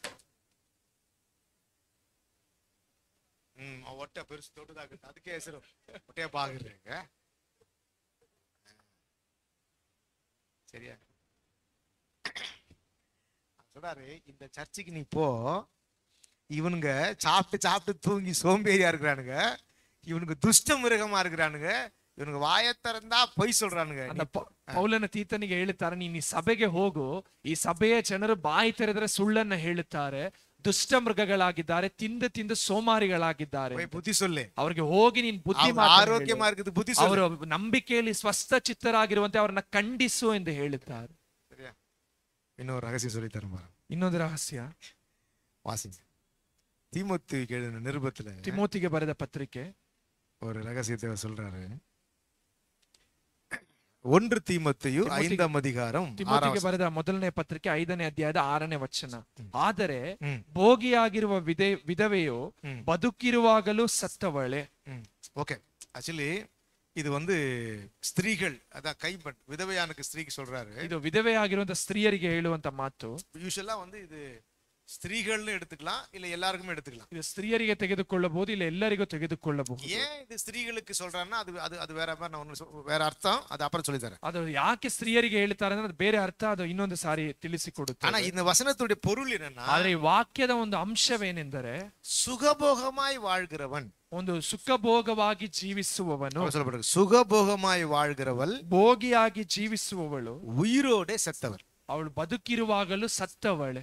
கவனிங்க, சுகபோகமாய் வாழ்கிறவன் ಒಂದು ಸುಖಭೋಗದಿಂದ ಜೀವಿಸುವವನು உயிரோடு இருந்தா செத்தவனா ಅವನು இருக்கான். ಬದುಕಿದ್ದರೂ ಸತ್ತವನಾಗಿದ್ದ. இப்ப ஒரு வேலை சொல்றேன் வச்சுங்களேன், ಈಗ ಒಂದು ಕೆಲಸ ಹೇಳ್ತಾನೆ ನೆನೆಸಿಕೊಳ್ಳಿರಿ. நீங்க வேலை செய்யாம அப்பா வேலை செய்தா ரொம்ப கஷ்டம், நல்லா கொஞ்ச நேரம் படுத்து தூங்குவேன்னு சொன்னீங்கன்னா ಒಂದು ಕೆಲಸ ಮಾಡಿದ್ರೆ ಬಹಳ ಕಷ್ಟ, ಸ್ವಲ್ಪ ಮಲಗಿ ನಿದ್ರಿಸೋಣ ಎಂದು ನೀವು வசனம் ಹೇಳಿದರೆ, சொல்றது நீ உயிரோடு இருந்து பிரயோஜனமே இல்ல. ವಾಕ್ಯ ಹೇಳುತ್ತದೆ ನೀನು ಬದುಕಿದ್ದರೂ ಅದರಿಂದ ಪ್ರಯೋಜನ ಇಲ್ಲ. கரெக்டா? சரி, சபை தான் உபதேசம் பண்ணணும், நீங்க வீட்டுல ஆக்டிவா இருக்கணும். ನೀವು ಮನೆಯಲ್ಲಿ ನೀವು ಒಂದು ಚುರುಕಾಗಿರಬೇಕು. சரியா? இப்ப எங்க வீட்டுல நான் எல்லா வேலையும் செய்யறேன், எங்க வைஃப் சொன்னா செய்யறேன், எல்லா வேலையும் செய்யணும். பாத்திரம் கழுவி தரணும், ಪಾತ್ರೆಯನ್ನ ತೊಳೆದು ಕೊಡಬೇಕು, வீடு பெருக்கணும், ಮನೆಯನ್ನ ಗುಡಿಸಬೇಕು, எல்லா வேலையும் செய்யணும். ಎಲ್ಲ ಕೆಲಸವನ್ನ ಮಾಡಬೇಕು. எங்க தெரிஞ்ச ஒரு பிள்ளை எப்ப பார்த்தாலும் தூங்குவா. ಬೋಧಕರಿಗೆ ತಿಳಿದಿರುವಂತ ಒಂದು ಸಹೋದರಿ ಯಾವಾಗ ನೋಡಿದ್ರೆ ನಿದ್ರಿಸುತ್ತಾರೆ. அந்த பாஸ்டர் தலைமையில கை வச்சு, நான் உலகமெல்லாம் சுத்தி பார்த்துட்டேன், உன்ன மாதிரி சோம்பேறி நான் பார்த்ததே இல்லை, ಯೇಸುವಿನ ನಾಮದಲ್ಲಿ ಪೋ ಪಿಶಾಚ அப்படின்னு சொல்றாரு. ಆ ಒಂದು ಪಾಸ್ಟರ್ ಅವರ ಮೇಲೆ ಕೈ ಇಟ್ಟು, ಲೋಕವೆಲ್ಲ ನಾನು ತಿರುಗಾಡಿ ನೋಡಿದೆ, ಆದ್ರೆ ನಿನ್ನಂತ ಸೈತಾನನ ನಾನು ಎಲ್ಲೂ ನೋಡಿಲ್ಲ, ಯೇಸುವಿನ ನಾಮದಲ್ಲಿ ಹೋಗು ಸೈತಾನನೇ ಎಂದು ಗದರಿಸುತ್ತಿದ್ದೆ. ஸ்லோவா சொல்றான், அவர் பயங்கரமா சொல்லுவாரு. நான் நினைக்கிறேன் வீட்டுக்குலாம் வரும்பொழுது, நீங்க நல்லவங்க தான், யாரெல்லாம் தூங்குறாங்களோ சொல்லுங்க, மேல கை வச்சு ಯೇಸುವಿನ ನಾಮத்துல என்ன செய்யணும், விரட்டி விடணும். ಯಾರೆಲ್ಲ ಮಲಗುತ್ತಾರೋ ಅವ್ರ ಮೇಲೆ ಕೈ ಇಟ್ಟು ಯೇಸುವಿನ ನಾಮದಲ್ಲಿ ಅದನ್ನ ಗದರಿಸಬೇಕು. காலையில 5 மணிக்கு மேல தூங்க கூடாது, ಬೆಳಗ್ಗೆ 5 ಗಂಟೆಯ ಮೇಲೆ ನಿದ್ರಿಸಬಾರದು. சரியா? சொல்றாருல, அவரு அவங்களை கண்டின்னு சொல்றாரு. ವಾಕ್ಯ ಹೇಳ್ತದೆ, ಅವರನ್ನ ಖಂಡಿಸು, ಗದರಿಸು. காலையில எந்திரு, ಮುಂಜಾನೆಯಲ್ಲಿ ಎದ್ದೇಳು, எந்திரிச்சு சுறுசுறுப்பாயிரு, ಎದ್ದು ನೀನು ಚುರುಚುರುಕಾಗಿರು, ஆக்டிவாயிரு, ನೀನು ಚುರುಕಾಗಿ ಕೆಲಸವನ್ನು ಮಾಡು, ಪ್ರಾರ್ಥಿಸು, பைபிள் வாசி, ವಾಕ್ಯವನ್ನ ಓದು, செய்ய வேண்டிய வேலையை செய், ಮಾಡಬೇಕಾಗಿರುವಂತ ಕೆಲಸಗಳನ್ನ ಮಾಡು. சில பேர் 10 மணி வரைக்கும் தூங்குறாங்க, பாத்தீங்களா? ಕೆಲವರು 10 ಗಂಟೆಯವರೆಗೂ ನಿದ್ರಿಸುತ್ತಾರೆ, ನೋಡಿದ್ದೀರಾ? 12 மணி வரைக்கும் தூங்குறாங்க. 12 ಗಂಟೆಯವರೆಗೂ ನಿದ್ರಿಸುತ್ತಾರೆ. நீங்க தூங்குறாங்களா இல்லையா? எனக்கு பிரச்சனை, இதுவரைக்கும் ஏன் பத்து போறது? ಅಷ್ಟು ಗಂಟೆಯವರೆಗೆ ಯಾಕೆ ನಿದ್ರೆ ಬರುತ್ತದೆ? சரியா? ஆண்டவர் சொல்றாரு, பவுல் சொல்றாரு, நீ போய் அவங்களை கண்டி. ಪೌಲನು ಹೇಳ್ತಾನೆ, ಹೋಗಿ ಅವರನ್ನ ಗದರಿಸು. நாம சுறுசுறுப்பா ஆரோக்கியமா ನಾವು ಚುರುಚುರುಕಾಗಿ ಸ್ವಸ್ಥ ಚಿತ್ತರಾಗಿರಬೇಕು. நான் ரகசியம் சொல்ற பாருங்க, அதிகாலையில எழுந்து ஜெபம் பண்ணி பாருங்க, உங்க சரீரத்துல ವ್ಯಾಧಿ ಓಡಿ போயிடும். ನೀವು ಮುಂಜಾನೆಯಲ್ಲಿ ಎದ್ದು ಪ್ರಾರ್ಥಿಸಿ ನೋಡಿರಿ, ನಿಮ್ಮ ಶರೀರದಲ್ಲಿರುವಂತ ವ್ಯಾಧಿಯು ಓಡಿ ಹೋಗುತ್ತೆ. நீங்க வேணா என் பேர் எழுதி கீழே எழுதி வச்சுக்கோங்க. பாஸ்டர் சொன்னேன், 4 மணிக்கு அதிகாலை 4 மணிக்கு எந்திரிக்க பழகுங்க. நான் சொல்றேன், உங்க சரீரத்துல ஒரு வியாதி இல்லாமல் ஆண்டவர் உங்களை ஆரோக்கியமா. ಮುಂಜಾನೆ 4 ಗಂಟೆಗೆ ಎದ್ದೇಳೋದನ್ನ ಅಭ್ಯಾಸ ಮಾಡಿಕೊಳ್ಳಿರಿ, ಒಂದು ವ್ಯಾಧಿ ಇಲ್ಲದೆ ದೇವರು ನಿಮ್ಮನ್ನ ನಡೆಸುತ್ತಾರೆ. சரியா? தூக்கத்துக்கு இடம் கொடுத்தீங்கன்னா ரோட்ல போற அதான் அந்த வழிபோக்கன், ರೋಟ್ಲ ಪೋರ ವಳಿ ಪೋಕ ವೀಟುಗುள்ள வந்துருவான் அப்படின்னு சொல்லப்பட்டு ವಾಕ್ಯವೇ ಹೇಳುತ್ತದೆ, ನೀವು ಒಂದು ನಿದ್ರೆಗೆ ಸ್ಥಳ ಕೊಟ್ಟರೆ ದಾರಿಯಲ್ಲಿ ಹೋಗುವಂತ ಒಂದು ಸೈತಾನನು ಮನೆಯೊಳಗೆ ಬರುತ್ತಾನೆ ಅಂತ. உடம்பு சரியில்லைன்னா பரவாயில்ல, ನಮ್ಮ ಮೈ ಹುಷಾರಿಲ್ಲ ಅಂದ್ರೆ ಪರವಾಗಿಲ್ಲ, ಜ್ವರನ ಪರವಾಗಿಲ್ಲ, ಜ್ವರ ಅಂದ್ರೆ ಪರವಾಗಿಲ್ಲ, ஆனா தூக்கமே ಜ್ವರமா மாறக்கூடாது. ಆದ್ರೆ ನಿದ್ರೆಯೇ ಜ್ವರವಾಗಿ ಮಾರ್ಪಡಬಾರದು. எப்ப பார்த்தாலும் ಜ್ವரம், ಯಾವಾಗ ನೋಡಿದರೆ ಜ್ವರ, ஏன் எப்ப பார்த்தாலும் தூங்குறது, ಯಾಕಂದ್ರೆ ಯಾವಾಗ ನೋಡಿದ್ರೆ ನಿದ್ರಿಸುವಂತದ್ದು. சரியா? சரி, ஆண்கள் பரவாயில்ல, தயவு செய்து பெண்கள் உங்க வீட்டுல தான், நான் இந்த வாரம் மறந்துட்டேன், காலையில இனிமேல் every day morning 5 o'clock prayer நான் கால் பண்ணி உங்க எல்லாரும் எழுப்பணும்னு இருக்கேன். சரியா? ಎಲ್ಲರಿಗೂ ಕಾಲ್ பண்ணி எழுப்பணும். ನಿಮ್ಮ ಮುಂದೆ ಮುಂಜಾನೆ 5 ಗಂಟೆಗೆ ಪ್ರಾರ್ಥನೆ ಪ್ರತಿಯೊಬ್ಬರಿಗೂ ಕರೆ ಮಾಡಿ ಎಬ್ಬಿಸಬೇಕೆಂದು ನೆನೆಸುತ್ತೇನೆ. ஆமா, ಯೇಸುವಿನ ನಾಮத்தினால எழுந்திரு, ಯೇಸುವಿನ ನಾಮದಲ್ಲಿ ಎದ್ದೇಳು ಎಂದು ಕೇಳಬೇಕು. ஆமா, அது 8 மணி வரைக்கும் பிரேயர் நடத்தணும், இல்லன்னா டக்குன்னு பிரேயர் முடிச்ச உடனே அட்லீஸ்ட் 5 மணிக்கு அப்படி தூங்கி 8 மணி வரைக்கும் தூங்கினவங்க 5 மணிக்கு எழுந்தாங்கன்னா 10 மணி வரைக்கும் தூங்கிடுவாங்க.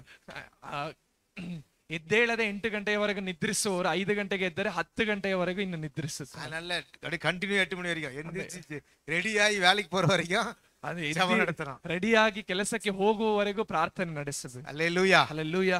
சரி, ஓகே. நான் உங்களை உற்சாகப்படுறதுக்காக சொன்னேன். ನಿಮ್ಮನ್ನ ಪ್ರೋತ್ಸಾಹಪಡಿಸುವುದಕ್ಕಾಗಿ ಹೇಳುತ್ತೇವೆ. வாழ்க்கையின் ஆசீர்வாதம் அதிகாலையில் எழுந்திருத்ததான். ನಮ್ಮ ಜೀವಿತದ ಆಶೀರ್ವಾದವು ಮುಂಜಾನೆಯಲ್ಲಿ ಎದ್ದೇಳುವುದರಲ್ಲಿ ಇದೆ. நீங்க அப்படி செஞ்சு பாருங்க. ನೀವು ಆ ರೀತಿಯಾಗಿ ಮಾಡಿ ನೋಡಿರಿ. ஒரே மாசத்துல உங்க வாழ்க்கையில ரிசல்ட் தெரியும். ಒಂದೇ ತಿಂಗಳಲ್ಲಿ ನಿಮ್ಮ ಜೀವಿತದಲ್ಲಿ ವ್ಯತ್ಯಾಸ ತೋರಿಬರುತ್ತದೆ. தேவ பிரசன்னம், ದೇವರ கிருபை உங்க குடும்பத்துல நிறைஞ்சிருக்கும். ಅವರ ಕೃಪೆ ನಿಮ್ಮ ಕುಟುಂಬದಲ್ಲಿ ತುಂಬಿರುತ್ತದೆ. அல்லேலூயா, ಹಲ್ಲೆಲೂಯಾ. உங்களுக்கு நல்ல கிருபை கிடைக்கும். ನಿಮಗೆ ಒಳ್ಳೆ ಕೃಪೆ ಸಿಗುತ್ತದೆ, ಒಳ್ಳೆ ಜ್ಞಾನ கிடைக்கும், ಒಳ್ಳೆ ಜ್ಞಾನ ಸಿಗುತ್ತದೆ. உங்க வாழ்க்கையில ஆண்டவர் ஆசீர்வாதத்தை தருவார். ನಿಮ್ಮ ಜೀವಿತದಲ್ಲಿ ದೇವರ ಒಂದು ಒಳ್ಳೆ ಆಶೀರ್ವಾದವನ್ನು அதிகாலை எழுந்து ஆண்டவர் ತರುತ್ತಾರೆ. தேடணும். ಮುಂಜಾನೆಯಲ್ಲಿ ಎದ್ದು ದೇವರನ್ನ ಹುಡುಕಬೇಕು. அதிகாலை எழுந்து வேலை செய்யுங்க. ಮುಂಜಾನೆಯಲ್ಲಿ ಎದ್ದು ಕೆಲಸ ಮಾಡಿರಿ. கர்த்தர் உங்களை ஆசீர்வதிப்பார். ದೇವರು ನಿಮ್ಮನ್ನು ಆಶೀರ್ವದಿಸುತ್ತಾರೆ. சரி, ஓகே. அப்போ இந்த 43வது காரியம் என்னன்னா, வசனத்துல 2வது காரியம், பழைய சுபாவத்திலிருந்து ஆண்டவர் நம்மை விடுவிப்பார். 43ನೇ ಅಧ್ಯಾಯದಲ್ಲಿ ಇದ್ದಂತ ಎರಡನೇ ವಿಷಯವೇನೆಂದರೆ ದೇವರ ಹಳೆಯ ಸ್ವಭಾವಗಳಿಂದ ನಮ್ಮನ್ನ ಬಿಡಿಸುತ್ತಾರೆ. Okay, okay. ಹಳೆಯ ಸ್ವಭಾವன்னா நான் சொன்னேன் உங்களுக்கு சரீரத்தில் காணப்படுற காரியம். அந்த ಹಳೆಯ ಸ್ವಭಾವಗಳು ನಮ್ಮ ಶಾರೀರಿಕವಾಗಿ ಕಂಡು ಬರುವಂತ ಸ್ವಭಾವಗಳು. ಮೂರನೆಯದಾಗಿ ஆண்டவர் நமக்குடைய வாழ்க்கையில புதிய சுபாவத்தை தருவார். ದೇವರು ನಮ್ಮ ಜೀವಿತದಲ್ಲಿ ನೂತನ ಸ್ವಭಾವಗಳನ್ನ ಸೃಷ್ಟಿಸುತ್ತಾರೆ. அல்லேலூயா, ಹಲ್ಲೆಲೂಯಾ. அந்த வசனம் வாசிங்க பார்க்கலாம். 18ஆம் வசனத்திலிருந்து வாசிங்க. 18ನೇ ವಚನ. 18, 19, 20. 18, 19, 20. ಹಿಂದಿನ ಸಂಗತಿಗಳನ್ನು ಜ್ಞಾಪಕಕ್ಕೆ ತಂದುಕೊಳ್ಳಬೇಡಿರಿ, ಇಲ್ಲವೇ ಹಳೆ ಸಂಗತಿಗಳನ್ನು ಯೋಚಿಸಬೇಡಿರಿ. ಇಗೋ, ನಾನು ಒಂದು ಹೊಸ ಕಾರ್ಯವನ್ನು ಮಾಡುವೆನು, ಅದು ಈಗಲೇ ತಲೆದೂರುತ್ತಲಿರುವುದು ನಿಮಗೆ ತಿಳಿದಿಲ್ಲವೋ? ನಾನು ಅರಣ್ಯದಲ್ಲಿ ಮಾರ್ಗವನ್ನು, ಮರುಭೂಮಿಯಲ್ಲಿ ನದಿಗಳನ್ನು ಸಹ ಉಂಟು ಮಾಡುವೆನು. அல்லேலூயா, ಹಲ್ಲೆಲೂಯಾ, அல்லேலூயா, ಹಲ್ಲೆಲೂಯಾ. இந்த புதிய காரியத்தை ஆண்டவர் சொல்றார், உங்க இருதயத்துல செய்வேன்னு ಈ சொல்றார். ಹೊಸ ಕಾರ್ಯವನ್ನು ದೇವರು ಹೇಳುತ್ತಾರೆ, ನಿಮ್ಮ ಹೃದಯದಲ್ಲಿ ಮಾಡಿ. இந்த வனாந்தரம்ன்றது எதை குறிக்கும்? ಈ ಒಂದು ಮರುಭೂಮಿ ಅನ್ನುವಂಥದ್ದು ಯಾವುದನ್ನು இந்த ಸೂಚಿಸುತ್ತದೆ? உலக வாழ்க்கையை குறிக்கும். ಈ ಲೋಕ ಜೀವಿತವನ್ನ நாம ಸೂಚಿಸುತ್ತದೆ. வந்து வனாந்தரம்னா டெசர்ட் நினைச்சிட கூடாது. ನಾವು ಮರುಭೂಮಿ ಎಂದು ಹೇಳುವಾಗ ನಾವು ಬರಹದ ಪ್ರಕಾರ ಮರುಭೂಮಿ ಎಂದು ನೆನೆಸಬಾರದು. நம்முடைய வாழ்க்கை டெசர்ட் போல இருந்துச்சுன்னா, ನಮ್ಮ ಜೀವಿತ ಮರುಭೂಮಿಯಂತೆ ಇದ್ದರೆ, இந்த நம்முடைய வாழ்க்கை அவாந்தரமா இருந்துச்சுன்னா, ನಮ್ಮ ಜೀವಿತವು ಮರುಭೂಮಿಯ ಆಗಿರುವುದರಿಂದ ஆண்டவர் சொல்றார், அதுல நீரூற்றை உண்டாக்குவேன், ದೇವರು ಹೇಳುತ್ತಾರೆ, ಅದರಲ್ಲಿ ನಾನು ನದಿಗಳನ್ನ உன்னை ಹರಿಸುತ್ತೇನೆ, உற்சாகப்படுத்துவேன். ನನ್ನ ಪ್ರೋತ್ಸಾಹ ಪಡಿಸುತ್ತೇನೆ. அதனால தான் இவர் ஜெபம் பண்றாரு, தாவீது. அந்த தாவீದನ அந்த ಪ್ರಾರ್ಥಿಸುತ್ತಾರೆ. வசனம் வாசிங்களேன். 51ஆம் சங்கீதத்துல 8ஆம் வசனம் நினைக்கிறேன். ಕೀರ್ತನೆ 51ನೇ ಅಧ್ಯಾಯದ 8ನೇ ವಚನ. ನಾನು ಉತ್ಸಾಹವನ್ನು, ಸಂತೋಷವನ್ನು ಕೇಳುವ ಹಾಗೆ ಮಾಡು, ಆಗ ನನ್ನ ಎಲುಬುಗಳು ಆನಂದ ಪಡುವವು. இது வந்து என்ன வசனம்னா 12ஆம் வசனம், 12ஆம் வசனம், 12ನೇ ವಚನ. ನಿನ್ನ ರಕ್ಷಣೆಯ ಆನಂದವನ್ನು, உம்முடைய ரட்சணியத்தின் சந்தோஷத்தை எனக்கு திரும்ப தந்து ನನಗೆ ತಿರುಗಿ ಕೊಡು, உற்சாக ஆவியனை தாங்கும்படி செய்யும். ನಿನ್ನ ಉಚಿತವಾದ ಆತ್ಮದಿಂದ ನನ್ನನ್ನು ಮೇಲೆತ್ತು. அப்ப ரட்சிக்கப்பட்டவங்க யாரு? அந்த ರಕ್ಷಿಸಲ್ಪಟ್ಟಂತ ಜನರು ಯಾರು? உற்சாக ஆவி உள்ளவங்க. ಅವರು ಪ್ರೋತ್ಸಾಹದ ಆತ್ಮ உள்ளவங்க. சொல்லுமா? ಹಲ್ಲೆಲೂಯಾ. ஆமா, பக்கத்துல இருக்கவங்க கை கொடுத்து சொல்லுங்க. அந்த பக்கದವರಿಗೆ ಕೈ ಕೊಟ್ಟು ಹೇಳಿ, ரட்சிக்கப்பட்டவங்க யாரு? ರಕ್ಷಿಸಲ್ಪಟ್ಟಂತ ಜನರು ಯಾರು? உற்சாக ஆவி உள்ளவங்க, ಉತ್ಸಾಹ ಮನಸ್ಸುಳ್ಳವರು. அல்லேலூயா, ಹಲ್ಲೆಲೂಯಾ. அப்படினா சோம்பேறியா இருக்க மாட்டாங்க. ಅದರ ಅರ್ಥ ಅವರು ಸೋಮಾರಿಗಳಾಗಿರುವುದರಿಂದ ஆண்டவர் புதுசா மாத்திட்டாரு. ದೇವರು ನಿಮ್ಮನ್ನು ಹೊಸಬರಾಗಿ ಮಾರ್ಪಡಿಸಿದ್ದಾರೆ. அப்படி இருந்தேன், ನಾನು ರಕ್ಷಿಸಲ್ಪಡುವುದಕ್ಕಿಂತ ಮುಂಚೆ ಆಗಿದ್ದೆ, சுபாவம் அப்படி இருந்துச்சு. ನನ್ನ ಹಳೆಯ ಸ್ವಭಾವಗಳು ಆಗಿತ್ತು. நான் இப்ப இயேசுவை ஏத்துக்கிட்டேன். ನನಗೆ ಯೇಸು ಸ್ವಾಮಿಯನ್ನು ಸ್ವೀಕರಿಸಿದೆ. அல்லேலூயா, ಹಲ್ಲೆಲೂಯಾ. எல்லாத்தையும் புதுசா மாத்திட்டாரு. ಎಲ್ಲವನ್ನ ದೇವರು ಹೊಸದಾಗಿ அந்த ಮಾರ್ಪಡಿಸಿದ್ದಾರೆ. ரட்சிப்பின் சந்தோஷம் எனக்குள்ள வந்த உடனே, ಆ ರಕ್ಷಣೆಯ ಸಂತೋಷ ನಮ್ಮೊಳಗೆ ಬಂದ ನಂತರ எனக்கு ஒரு ஆவி வரும். ನಮಗೊಂದು ಆತ್ಮ அது ಬರುತ್ತದೆ. உற்சாகத்தின் ஆவி, ಅದು ಉತ್ಸಾಹದ அது ಆತ್ಮ, சந்தோஷத்தின் ಅದು ஆவி. ಸಂತೋಷದ ಆತ್ಮ. அல்லேலூயா, ಹಲ್ಲೆಲೂಯಾ. அதுதான் ஆண்டவர் சொல்றார். ಅದನ್ನೇ ದೇವರು ಹೇಳುತ್ತಾರೆ, நீங்க புதிய மனுஷனை தரித்துக் கொள்ளுங்க. ನೀವು ನೂತನ ಸ್ವಭಾವಗಳನ್ನ ಧರಿಸಿಕೊಳ್ಳಿರಿ. நமக்கும் உலக மனுஷனுக்கு வித்தியாசம் இருக்குது. ನಮಗೂ ಲೋಕದ ಜನರಿಗೂ ವ್ಯತ್ಯಾಸ ಇದೆ. உலக மனுஷங்க பைபிள் படி அவங்க மரித்தவர்களா இருக்கிறாங்க. ಲೋಕದ ಜನರು ಸತ್ಯವೇದಕ್ಕೆ ಅನುಗುಣವಾಗಿ ಸತ್ತವರಾಗಿದ್ದಾರೆ. ஆனா ரட்சிக்கப்பட்டவர்கள், ಅದು ರಕ್ಷಣೆ ಹೊಂದಿದ ಜನರು ஜீவனுள்ளவர்களா இருக்கிறாங்க. ಜೀವವುಳ್ಳವರಾಗಿದ್ದಾರೆ. அல்லேலூயா, ಹಲ್ಲೆಲೂಯಾ. அப்ப நீங்களும் நானும் ನೀವು ரட்சிக்கப்பட்டபடினாலே ರಕ್ಷಿಸಲ್ಪಟ್ಟಿರುವುದರಿಂದ ஆண்டவர் நம்மளை புதுசா மாத்திட்டார். ದೇವರು ನಮ್ಮನ್ನು ಹೊಸ ಸೃಷ್ಟಿಗಳಾಗಿ ಮಾರ್ಪಡಿಸಿದ್ದಾರೆ. இப்ப இந்த புதுசா எப்படி மாத்துறாருன்னா, ಈ ಹೊಸ ಸೃಷ್ಟಿಯಾಗಿ ದೇವರು ಹೇಗೆ அந்த ಮಾರ್ಪಡಿಸುತ್ತಾರೆ? உற்சாக ஆவியை ಆ தருகிறார். ಉತ್ಸಾಹದ ಮನಸ್ಸನ್ನ ದೇವರು அதான் ಕೊಡುತ್ತಾರೆ. பரிசுத்த ஆவியானவர். ಅದೇ ಪವಿತ್ರಾತ್ಮನಾದಂತದ್ದು. அல்லேலூயா, ಹಲ್ಲೆಲೂಯಾ. பரிசுத்த ஆவியானவர் நம்மை வந்து புதுசா மாத்துறார். ಪವಿತ್ರಾತ್ಮನ ನಮ್ಮೊಳಗೆ ಬಂದು ನಮ್ಮನ್ನು ಹೊಸಬರಾಗಿ இல்ல, ಮಾರ್ಪಡಿಸುತ್ತಾರೆ. அப்படிதானே சொல்லுது வாசிங்க. அந்த பேதுருல சொல்லப்பட்டிருக்கு பாருங்களேன். பரிசுத்த ஆவியானவர் நம்மளை புதுசா மாத்துறாருன்னு சொல்லப்பட்டிருக்கு பாருங்களேன்.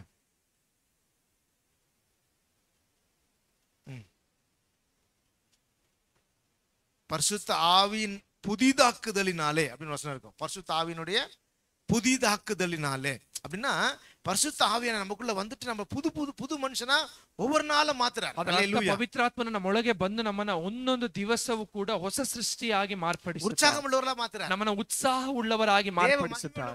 ದೇವರ ಮಹಿಮೆಯುಳ್ಳ ಮಕ್ಕಳಾಗಿ ಮಾರ್ಪಡಿಸುತ್ತಾರೆ. அல்லேலூயா ಹಲ್ಲೆಲೂಯಾ. அதனால தான் இப்படி சொல்ற பாருங்களேன், எபேசியர்ல சொல்ற பாருங்களேன். ಅಂದ್ರೆ ಎಫೆಸದವರಿಗೆ ಬರೆದ ಪತ್ರಿಕೆ எபேசியர் 4ஆம் அதிகாரம், உங்களுக்கு தெரிஞ்ச வசனம் தான். 4ನೇ ಅಧ್ಯಾಯ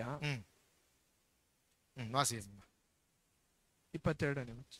இந்த ಯೇಸುವಿನಲ್ಲಿರುವ ಸತ್ಯೋಪದೇಶವು ಯಾವುದೆಂದರೆ 27 ಅಂದಬಡಿಯೇ ನೀವು ಹಿಂದಿನ ನಡತೆಯನ್ನು ಅನುಸರಿಸದೆ ಪೂರ್ವ ಸ್ವಭಾವವನ್ನು ತೆಗೆದು ಹಾಕಿ ಬಿಡಬೇಕು. ಅದು ಮೋಸಕರವಾದ ದುರಾಶೆಗಳಿಂದ ಕೆಟ್ಟು ಹೋಗುವಂತದ್ದು. ನೀವು ನಿಮ್ಮ ಮನಸ್ಸಿನ ಭಾವದಲ್ಲಿ ಹೊಸಬರಾಗಿ ನೂತನ ಸ್ವಭಾವವನ್ನು ಧರಿಸಿಕೊಳ್ಳಿರಿ.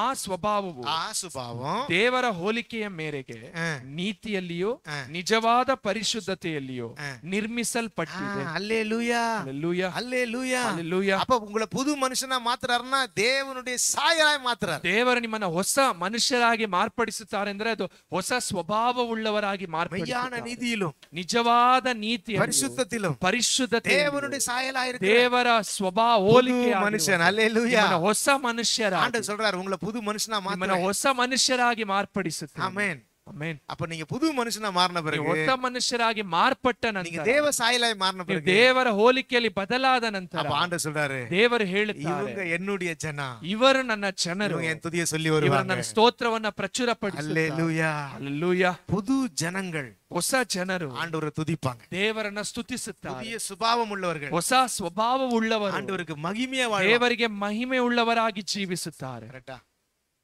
பாருங்க, ನೀವು ಯೋಚಿಸಿ ನೋಡಿರಿ. சில நேரத்துல ஆண்டவர் இஸ்ரவேலை பார்த்து திட்டுவார். ಕೆಲವು ಸಮಯದಲ್ಲಿ ದೇವರು ಇಸ್ರೇಲನ್ನು ನೋಡಿ ಬೈಯುತ್ತಾರೆ. உங்க மூலமா தேவனுடைய நாமம் தூஷிக்க, ನಿಮ್ಮ ನಿಮಿತ್ತವಾಗಿ ಅನ್ಯ ಜನರ ಮಧ್ಯದಲ್ಲಿ ದೇವರ ಹೆಸರು ದೂಷಿಸಲ್ಪಡುತ್ತಿದೆ. அப்ப அது எது தெரியுமா? ಅದು ಏನು ಗೊತ್ತಾ? பழைய சுபாவம். ಹಳೆಯ ಸ್ವಭಾವ. பழைய சுபாவம், ಈ ಹಳೆಯ ಸ್ವಭಾವ நம்ம இயேசு ஏற்றுக்கொண்ட பிறகு, ನಾವು ಯೇಸು ಸ್ವಾಮಿಯನ್ನ ಸ್ವೀಕರಿಸಿಕೊಂಡ அத ನಂತರ வந்து டோட்டலா களைஞ்சு போட்டுறணும். ಅದ ಸಂಪೂರ್ಣವಾಗಿ ನಮ್ಮಿಂದ ನಾವು ಕಳಚಿ ಬಿಡಬೇಕು. ஆண்டவரೇ அதை எடுத்து போட்டுறாரு. ದೇವರೇ ಅದನ್ನ ನಾನು ತೆಗೆದು ಹಾಕಿ ಬಿಡುತ್ತೇನೆ ಅಂತ ஏன்னா ಹೇಳ್ತಾರೆ. இப்ப நம்ம இயேசுவின் பிள்ளையா மாறிட்டோம். ನಾವು ಯೇಸು ಸ್ವಾಮಿಯ ಮಕ್ಕಳಾಗಿ ಬದಲಾಗಿದ್ದೇವೆ. நம்ம புது சிருஷ்டியா ನಾವು இருக்கிறோம். ಹೊಸ ಸೃಷ್ಟಿಗಳಾಗಿದ್ದೇವೆ. அது யாரு? ಅದು ಯಾರು? இயேசுவை போல, ಯೇಸುವಿನ ಹಾಗೆ, அவருடைய சுபாவத்தை போல, ಯೇಸುವಿನ ಸ್ವಭಾವದಂತೆ, அவருடைய சாயலை போல ಯೇಸುವಿನ ಹೋಲಿಕೆಯಲ್ಲಿ கர்த்தர் நம்மை மாற்றுகிறார். ದೇವರು ನಮ್ಮನ್ನ ಮಾರ್ಪಡಿಸಿದ್ದಾರೆ. அல்லேலூயா. ಹಲ್ಲೆಲೂಯಾ. இப்ப சொல்றாரு, ಅಂದ ಹೇಳುತ್ತಾರೆ, ನೀವು என் ஜனம், ನನ್ನ ಜನರು என் துதியை சொல்லுவீர்கள், ನನ್ನ ಸ್ತೋತ್ರವನ್ನ ಪ್ರಚುರಪಡಿಸಿ ಬರುತ್ತೀರ. அல்லேலூயா. ಹಲ್ಲೆಲೂಯಾ. அதனால ஒரு சின்ன சாமியம் இருக்குது. ಅನ್ನೋ ಒಂದು ಚಿಕ್ಕ ಸಾಮ್ಯವಿದೆ. சாமியம்னா ஓமர். இந்த பழைய துணிய இந்த புது துணி அதோடு கூட நீங்க சேர்த்து வைக்க கூடாது. ನೀವು ಒಂದು ಹೊಸ ಬಟ್ಟೆಯನ್ನ ಒಂದು ಹಳೆಯ ಬಟ್ಟೆಯ ಸಂಗಡ ಸೇರಿಸಿ ಇಡಬಾರದು. ಹೊಸ ಬಟ್ಟೆ ಒಳಗಡೆ ಹಳೆ ಬಟ್ಟೆ ಒಂದು பார்த்தல, அதான் புது Dress ஃபுல்ல பழைய Dress என்ன செய்யக்கூடாது. வச்சா என்ன நடக்கும்?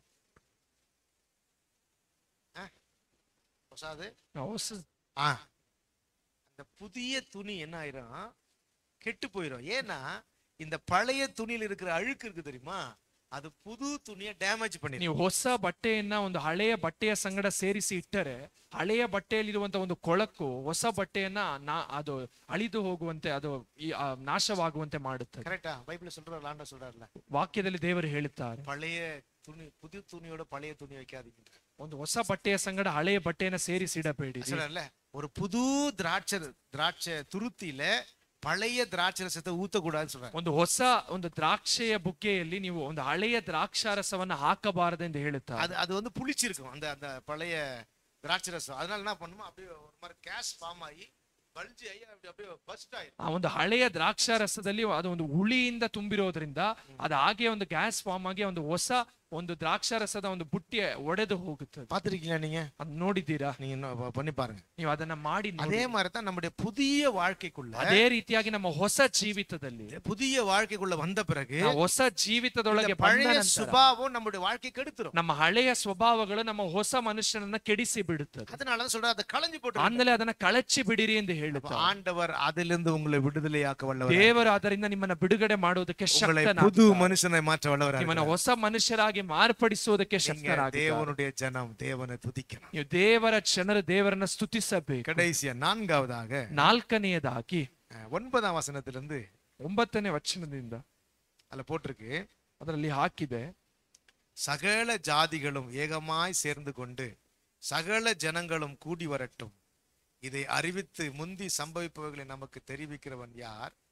கேட்டு மெய்யென்று சொல்லுக்கூடும்படிக்கு அவர்கள் தங்கள் சாட்சிகளை கொண்டு வந்து யதார்த்தவான்களாய் விளங்கட்டும். 10ஆம் வசனம் வாசிக்கிறேன் பாருங்க. நானே அவர் என்று நீங்கள் உணர்ந்து என்னை அறிந்து விசுவாசிக்கும்படிக்கு நீங்களும் நான் தெரிந்து கொண்ட என் தாசனும் எனக்கு சாட்சிகளாய் இருக்கிறீர்கள் என்று கர்த்தர் சொல்லுகிறார். ಎಲ್ಲಾ ಜನಾಂಗಗಳು ಒಟ್ಟಿಗೆ ಕೂಡಿಕೊಳ್ಳಲಿ, ಎಲ್ಲಾ ಜನರು ಸೇರಿಕೊಳ್ಳಲಿ, ಅವರಲ್ಲಿ ಇದನ್ನು ಪ್ರಕಟಿಸುವವರು, ಹಿಂದಿನವುಗಳನ್ನು ನಮಗೆ ತೋರಿಸುವವರು ಯಾರು? ನಾವು ನೀತಿವಂತರಿಂದ ಸ್ಥಾಪಿಸಿಕೊಳ್ಳುವುದಕ್ಕೆ ಸಾಕ್ಷಿಗಳನ್ನು ಕರೆತರಲಿ, ಆ ಸಾಕ್ಷಿಗಳನ್ನು ಇದನ್ನು ಕೇಳಿ ನಿಜವೆಂದು ಹೇಳಲಿ. ಕರ್ತನು ಹೇಳುವುದೇನೆಂದರೆ, ನೀವು ನನ್ನ ಸಾಕ್ಷಿಗಳಾಗಿದ್ದೀರಿ. ஆமென். அல்லேலூயா. ಹಲ್ಲೆಲೂಯಾ. நீங்க தான் சாட்சி. எதுக்கு சாட்சினா 11 வசனம் வாசிங்க பார்க்கலாம். 11ನೇ ವಚನ. ನಾನೇ ಕರ್ತನಾಗಿದ್ದೇನೆ ಮತ್ತು ನನ್ನ ಹೊರತು ಯಾವ ರಕ್ಷಕನೂ ಇಲ್ಲ. 12 ನಿಮ್ಮಲ್ಲಿ ಅನ್ಯ ದೇವರು ಇಲ್ಲದಿರುವಾಗಲೇ ನಾನೇ ರಕ್ಷಣೆಯನ್ನು ಪ್ರಕಟಿಸಿ ತೋರಿಸಿದ್ದೇನೆ. ಆದ್ದರಿಂದ ನೀವು ನನ್ನ ಸಾಕ್ಷಿಗಳು. ನಾನೇ ದೇವರೆಂದು ಕರ್ತನು ನುಡಿಯುತ್ತಾನೆ. ஆமென். அல்லேலூயா. ಹಲ್ಲೆಲೂಯಾ.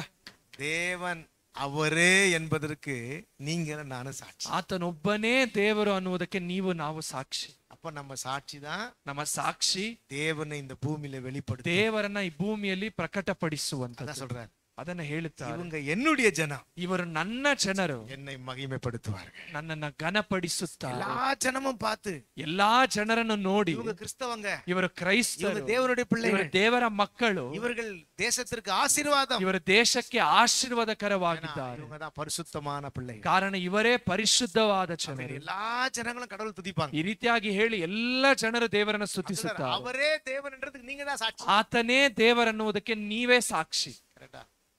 கரெக்டா? ಸರಿನಾ? தெய்வம் ನಮ್ಮ ದೇವರು, உத்தமர், ನಮ್ಮ ದೇವರು ಯಥಾರ್ಥನು, பரிசுத்தமுள்ளவர், ಪರಿಶುದ್ಧನು, நல்ல தெய்வம், ಒಳ್ಳೆಯ ದೇವರು, பெரிய தெய்வம், ದೊಡ್ಡ ದೇವರು, அவரே தேவன். ಆತನೊಬ್ಬನೇ ದೇವರು. நீங்கள் நானும் ಅದಕ್ಕೆ ನೀವು ನಾವೇ ಸಾಕ್ಷಿಗಳಾಗಿದ್ದೇವೆ. ஆமென். இப்ப சொல்றாரு, ಈಗ ಹೇಳುತ್ತಾರೆ, உங்க நிமித்தம் ನಿಮ್ಮ ನಿಮಿತ್ತ என் நாமம் துதிக்கப்படும். ನನ್ನ ಹೆಸರು ಘನ ಹೊಂದುತ್ತದೆ.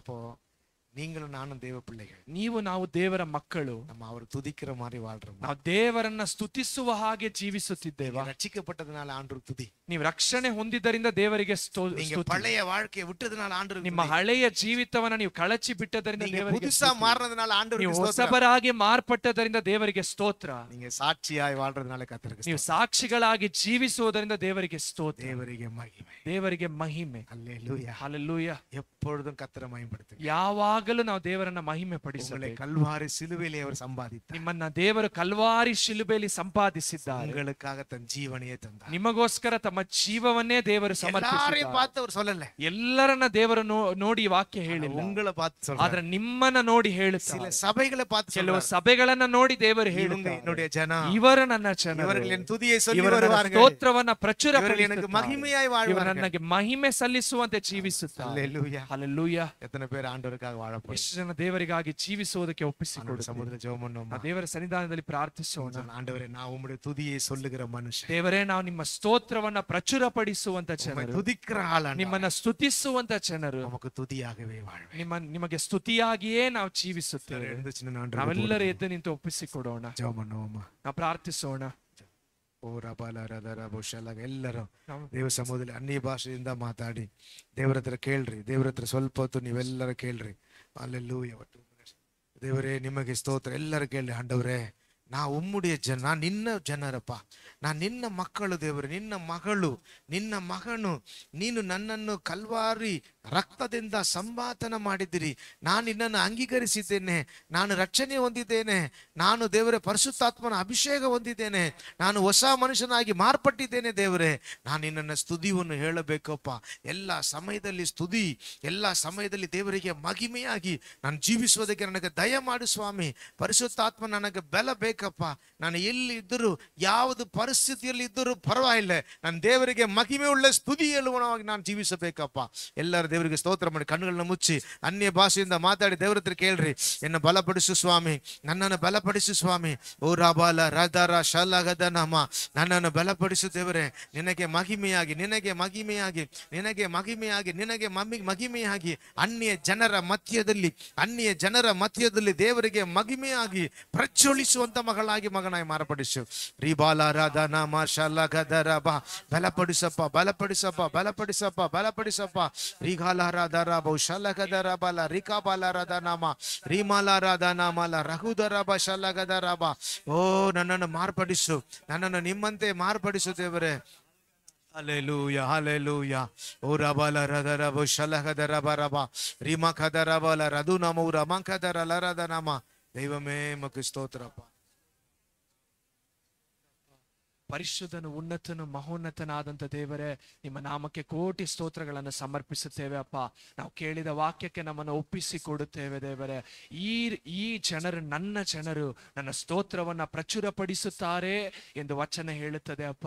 ಹೊಸ ಒಡಂಬಡಿಕೆಯ ಕಾಲದಲ್ಲಿ ಜೀವಿಸುವಂತ ನಾವು ಕರ್ತನೆ, ನಮ್ಮ ಬಾಯಿಗಳಿಂದ ಹೊರಡುವಂತ ಸ್ತೋತ್ರ, ಸ್ತುತಿ, ಕೃತಜ್ಞತೆಯಿಂದ ದೇವರನ್ನ ಮಹಿಮೆ ಪಡಿಸಿದರೂ ಕೂಡ ವಾಕ್ಯ ಹೇಳುತ್ತದೆ ನಮ್ಮ ಜೀವವನ್ನೇ ದೇವರಿಗೆ ಸಜೀವ ಯಜ್ಞವಾಗಿ ಸಮರ್ಪಿಸಬೇಕೆಂಬುದು ಅದು ಬುದ್ಧಿಯುಳ್ಳ ಆರಾಧನೆ, ಯೋಗ್ಯವಾದ ಆರಾಧನೆ ಎಂದು ವಚನ ಹೇಳುತ್ತದೆ ಅಪ್ಪ. ಕರ್ತನೆ, ನಮ್ಮ ಜೀವಿತದಲ್ಲಿ ನಿಮ್ಮನ್ನ ಸ್ತೋತ್ರ ಹೇಳುವಂಥದ್ದು, ಸ್ತುತಿ ಮಾಡುವಂಥದ್ದು, ಇದರ ಸಂಗಡ ದೇವರೇ ನಮ್ಮ ಜೀವಿತವೇ ನಿಮಗೆ ಆರಾಧನೆ ಆಗುವಂತೆ ನಮ್ಮನ್ನ ಒಪ್ಪಿಸಿ ಕೊಡುತ್ತೇವೆ ಅಪ್ಪ. ಕರ್ತನೆ, ಯೇಸು ಸ್ವಾಮಿ ವಾಕ್ಯದಲ್ಲಿ ಹೇಳುತ್ತಾರೆ ಅಪ್ಪ, ನಾವು ಬಾಯಿಯಿಂದ ಆರಾಧಿಸುವಂತ ಜನರಾಗಿರದೆ ನಮ್ಮ ಹೃದಯ ಕರ್ತನ ಹತ್ತಿರ ಇರುವಂತೆ, ದೇವರನ್ನ ಆತ್ಮದಿಂದಲೂ ಸತ್ಯದಿಂದಲೂ ನಿಜವಾಗಿಯೂ ದೇವರನ್ನ ಆರಾಧಿಸುವಂತೆ ಕರ್ತನೆ ಈ ವಾಕ್ಯಗಳನ್ನು ತಂದು ನಮ್ಮನ್ನ ಬಲಪಡಿಸಿದಕ್ಕಾಗಿ ಸ್ತೋತ್ರ. ಕರ್ತನೆ, ವಿಮೋಚಿಸಲ್ಪಟ್ಟಂತ ಜೀವಿತ, ಹಳೆಯ ಸ್ವಭಾವಗಳನ್ನ ಕಳಚಿ ಹಾಕಿದ ಜೀವಿತ, ನೂತನ ಸ್ವಭಾವಗಳು ಉಳ್ಳಂತ ಒಂದು ಜೀವಿತ, ಸಾಕ್ಷಿ ಉಳ್ಳಂತ ಜೀವಿತ, ಕರ್ತನ ನಾಮವನ್ನ, ಕರ್ತನ ಸ್ತೋತ್ರಗಳನ್ನ ಪ್ರಚುರಪಡಿಸುವಂತ ಜೀವಿತ ಅನ್ನುವಂಥದನ್ನ ಕಲಿಸಿಕೊಟ್ಟಿದ್ದೀರಲ್ಲಪ್ಪ. ನಮ್ಮನ್ನ ಒಪ್ಪಿಸಿ ಕೊಡುತ್ತೇವೆ ದೇವರೇ. ಈ 4 ವಿಷಯಗಳಲ್ಲಿ ನಾವು ಎಲ್ಲೆಲ್ಲಿ ತಪ್ಪಿದ್ದೇವೆ ಅನ್ನುವಂಥದ್ದು ನಮಗೂ ನಿಮಗೂ ಗೊತ್ತಪ್ಪ. ನಾವು ಒಪ್ಪಿಸಿ ಕೊಡುತ್ತೇವೆ ದೇವರೇ. ಸಾಕ್ಷಿಗಳಾಗಿ ನಿಲ್ಲುವುದರಲ್ಲಿ ನಾವು ತಪ್ಪಿದ್ದೇವೆ ಅಪ್ಪ. ಹೊಸ ಸ್ವಭಾವಗಳನ್ನ ಪ್ರಕಟ ಮಾಡುವುದರಲ್ಲಿ ನಾವು ತಪ್ಪಿದ್ದೇವೆ. ಹಳೆಯ ಸ್ವಭಾವಗಳನ್ನ ತೊರೆದು ಬಿಡುವುದರಲ್ಲಿ ನಾವು ತಪ್ಪಿದ್ದೇವೆ ಅಪ್ಪ. ಕರ್ತನೆ, ವಿಮೋಚಿಸಲ್ಪಟ್ಟಂತ ಜೀವಿತವನ್ನ ಜೀವಿಸಿ ತೋರಿಸುವುದರಲ್ಲಿ ನಾವು ಎಡವಿದ್ದೇವೆ ಅಪ್ಪ. ಒಪ್ಪಿಸಿ ಕೊಡುತ್ತೇವೆ ಅಪ್ಪ. ನಿಮ್ಮ ವಾಕ್ಯದ ಮೂಲಕ ನಮ್ಮನ್ನ ಬಲಪಡಿಸಿ ದೇವರೇ. ನದಿಗಳನ್ನ ದಾಟಿದರೂ ನಾವು ಮುಳುಗಿ ಹೋಗದಂತೆ, ಬೆಂಕಿಯಲ್ಲಿ ನಡೆದರೂ ನಾವು ಬೆಂದು ಹೋಗದಂತೆ ನಾನು ನಿಮ್ಮನ್ನ ಕಾಯುತ್ತೇನೆ, ನಾನೇ ನಿನ್ನೊಂದಿಗೆ ಇದ್ದೇನೆ ಎಂದು ನೀವು ವಾಗ್ದಾನ ಮಾಡಿದ್ದೀರೆ. ನಮ್ಮನ್ನ ಬಲಪಡಿಸಿ, ನಮ್ಮ ಆತ್ಮವು ನಮ್ಮ ಶರೀರದ ಬಲಹೀನತೆಯ ನಿಮಿತ್ತವಾಗಿ ಕುಗ್ಗಿ ಹೋಗುವಾಗ ದೇವರೇ, ನಿಮ್ಮ ಆತ್ಮನಿಂದ, ಉತ್ಸಾಹದ ಆತ್ಮದಿಂದ ನಮ್ಮನ್ನ ತುಂಬಿಸಿ ನಮ್ಮನ್ನ ಬಲಪಡಿಸಿ ನಡೆಸಿ ಎಂದು ನಾವು ಕೇಳುತ್ತೇವೆ. ಕರ್ತನೆ, ಈ 4 ವಿಷಯಗಳು ನಮ್ಮ ಜೀವಿತದಲ್ಲಿ ಉಂಟಾಗುವಂತೆ, ಇದರಿಂದ ಹೊರಬರುವಂತ ಸ್ತೋತ್ರ, ದೇವರ ನಾಮವನ್ನ ಅನ್ಯ ಜನರ ಮಧ್ಯದಲ್ಲಿಯೂ, ನಾವು ವಾಸ ಮಾಡುವಂತ ದೇಶದಲ್ಲಿಯೂ ಕರ್ತನು ಯಥಾರ್ಥನು, ಆತನೇ ನಿಜವಾದ ದೇವರು, ಆತನಲ್ಲಿ ಅನೀತಿ ಇಲ್ಲ ಅನ್ನುವಂಥದನ್ನ ಪ್ರಕಟಿಸುವಂತೆ ನಾವು ಇಲ್ಲಿ ಇರುವಂತ ಪ್ರತಿಯೊಬ್ಬರ ಜೀವಿತ ಈ ಲೋಕದವರನ್ನ ಕರ್ತನ ಕಡೆಗೆ ನಡೆಸುವಂತ ಒಂದು ಕರ್ತನೆ ಅಪ್ಪ ಗುರುತುಗಳಾಗಿ ನಮ್ಮನ್ನ ಮಾರ್ಪಡಿಸಿ ಎಂದು ನಾವು ಬೇಡುತ್ತೇವೆ ಅಪ್ಪ. ವಾಕ್ಯಕ್ಕೆ ಒಪ್ಪಿಸಿ ಕೊಡುತ್ತೇವೆ. ಯೇಸುವಿನ ನಾಮದಲ್ಲಿ ಪ್ರಾರ್ಥಿಸ್ತೇವೆ ತಂದೆಯೇ.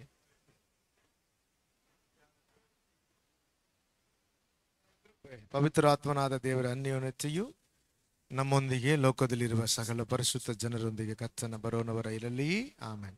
ನನ್ನ ಮನವೇ ಗೊಂಡು ಕೊಂಡಾಡು, ನನ್ನ ಸರ್ವೇತ್ರಗಳು ನಾಮವನ್ನು ಕೀರ್ತಿಸಿರಿ.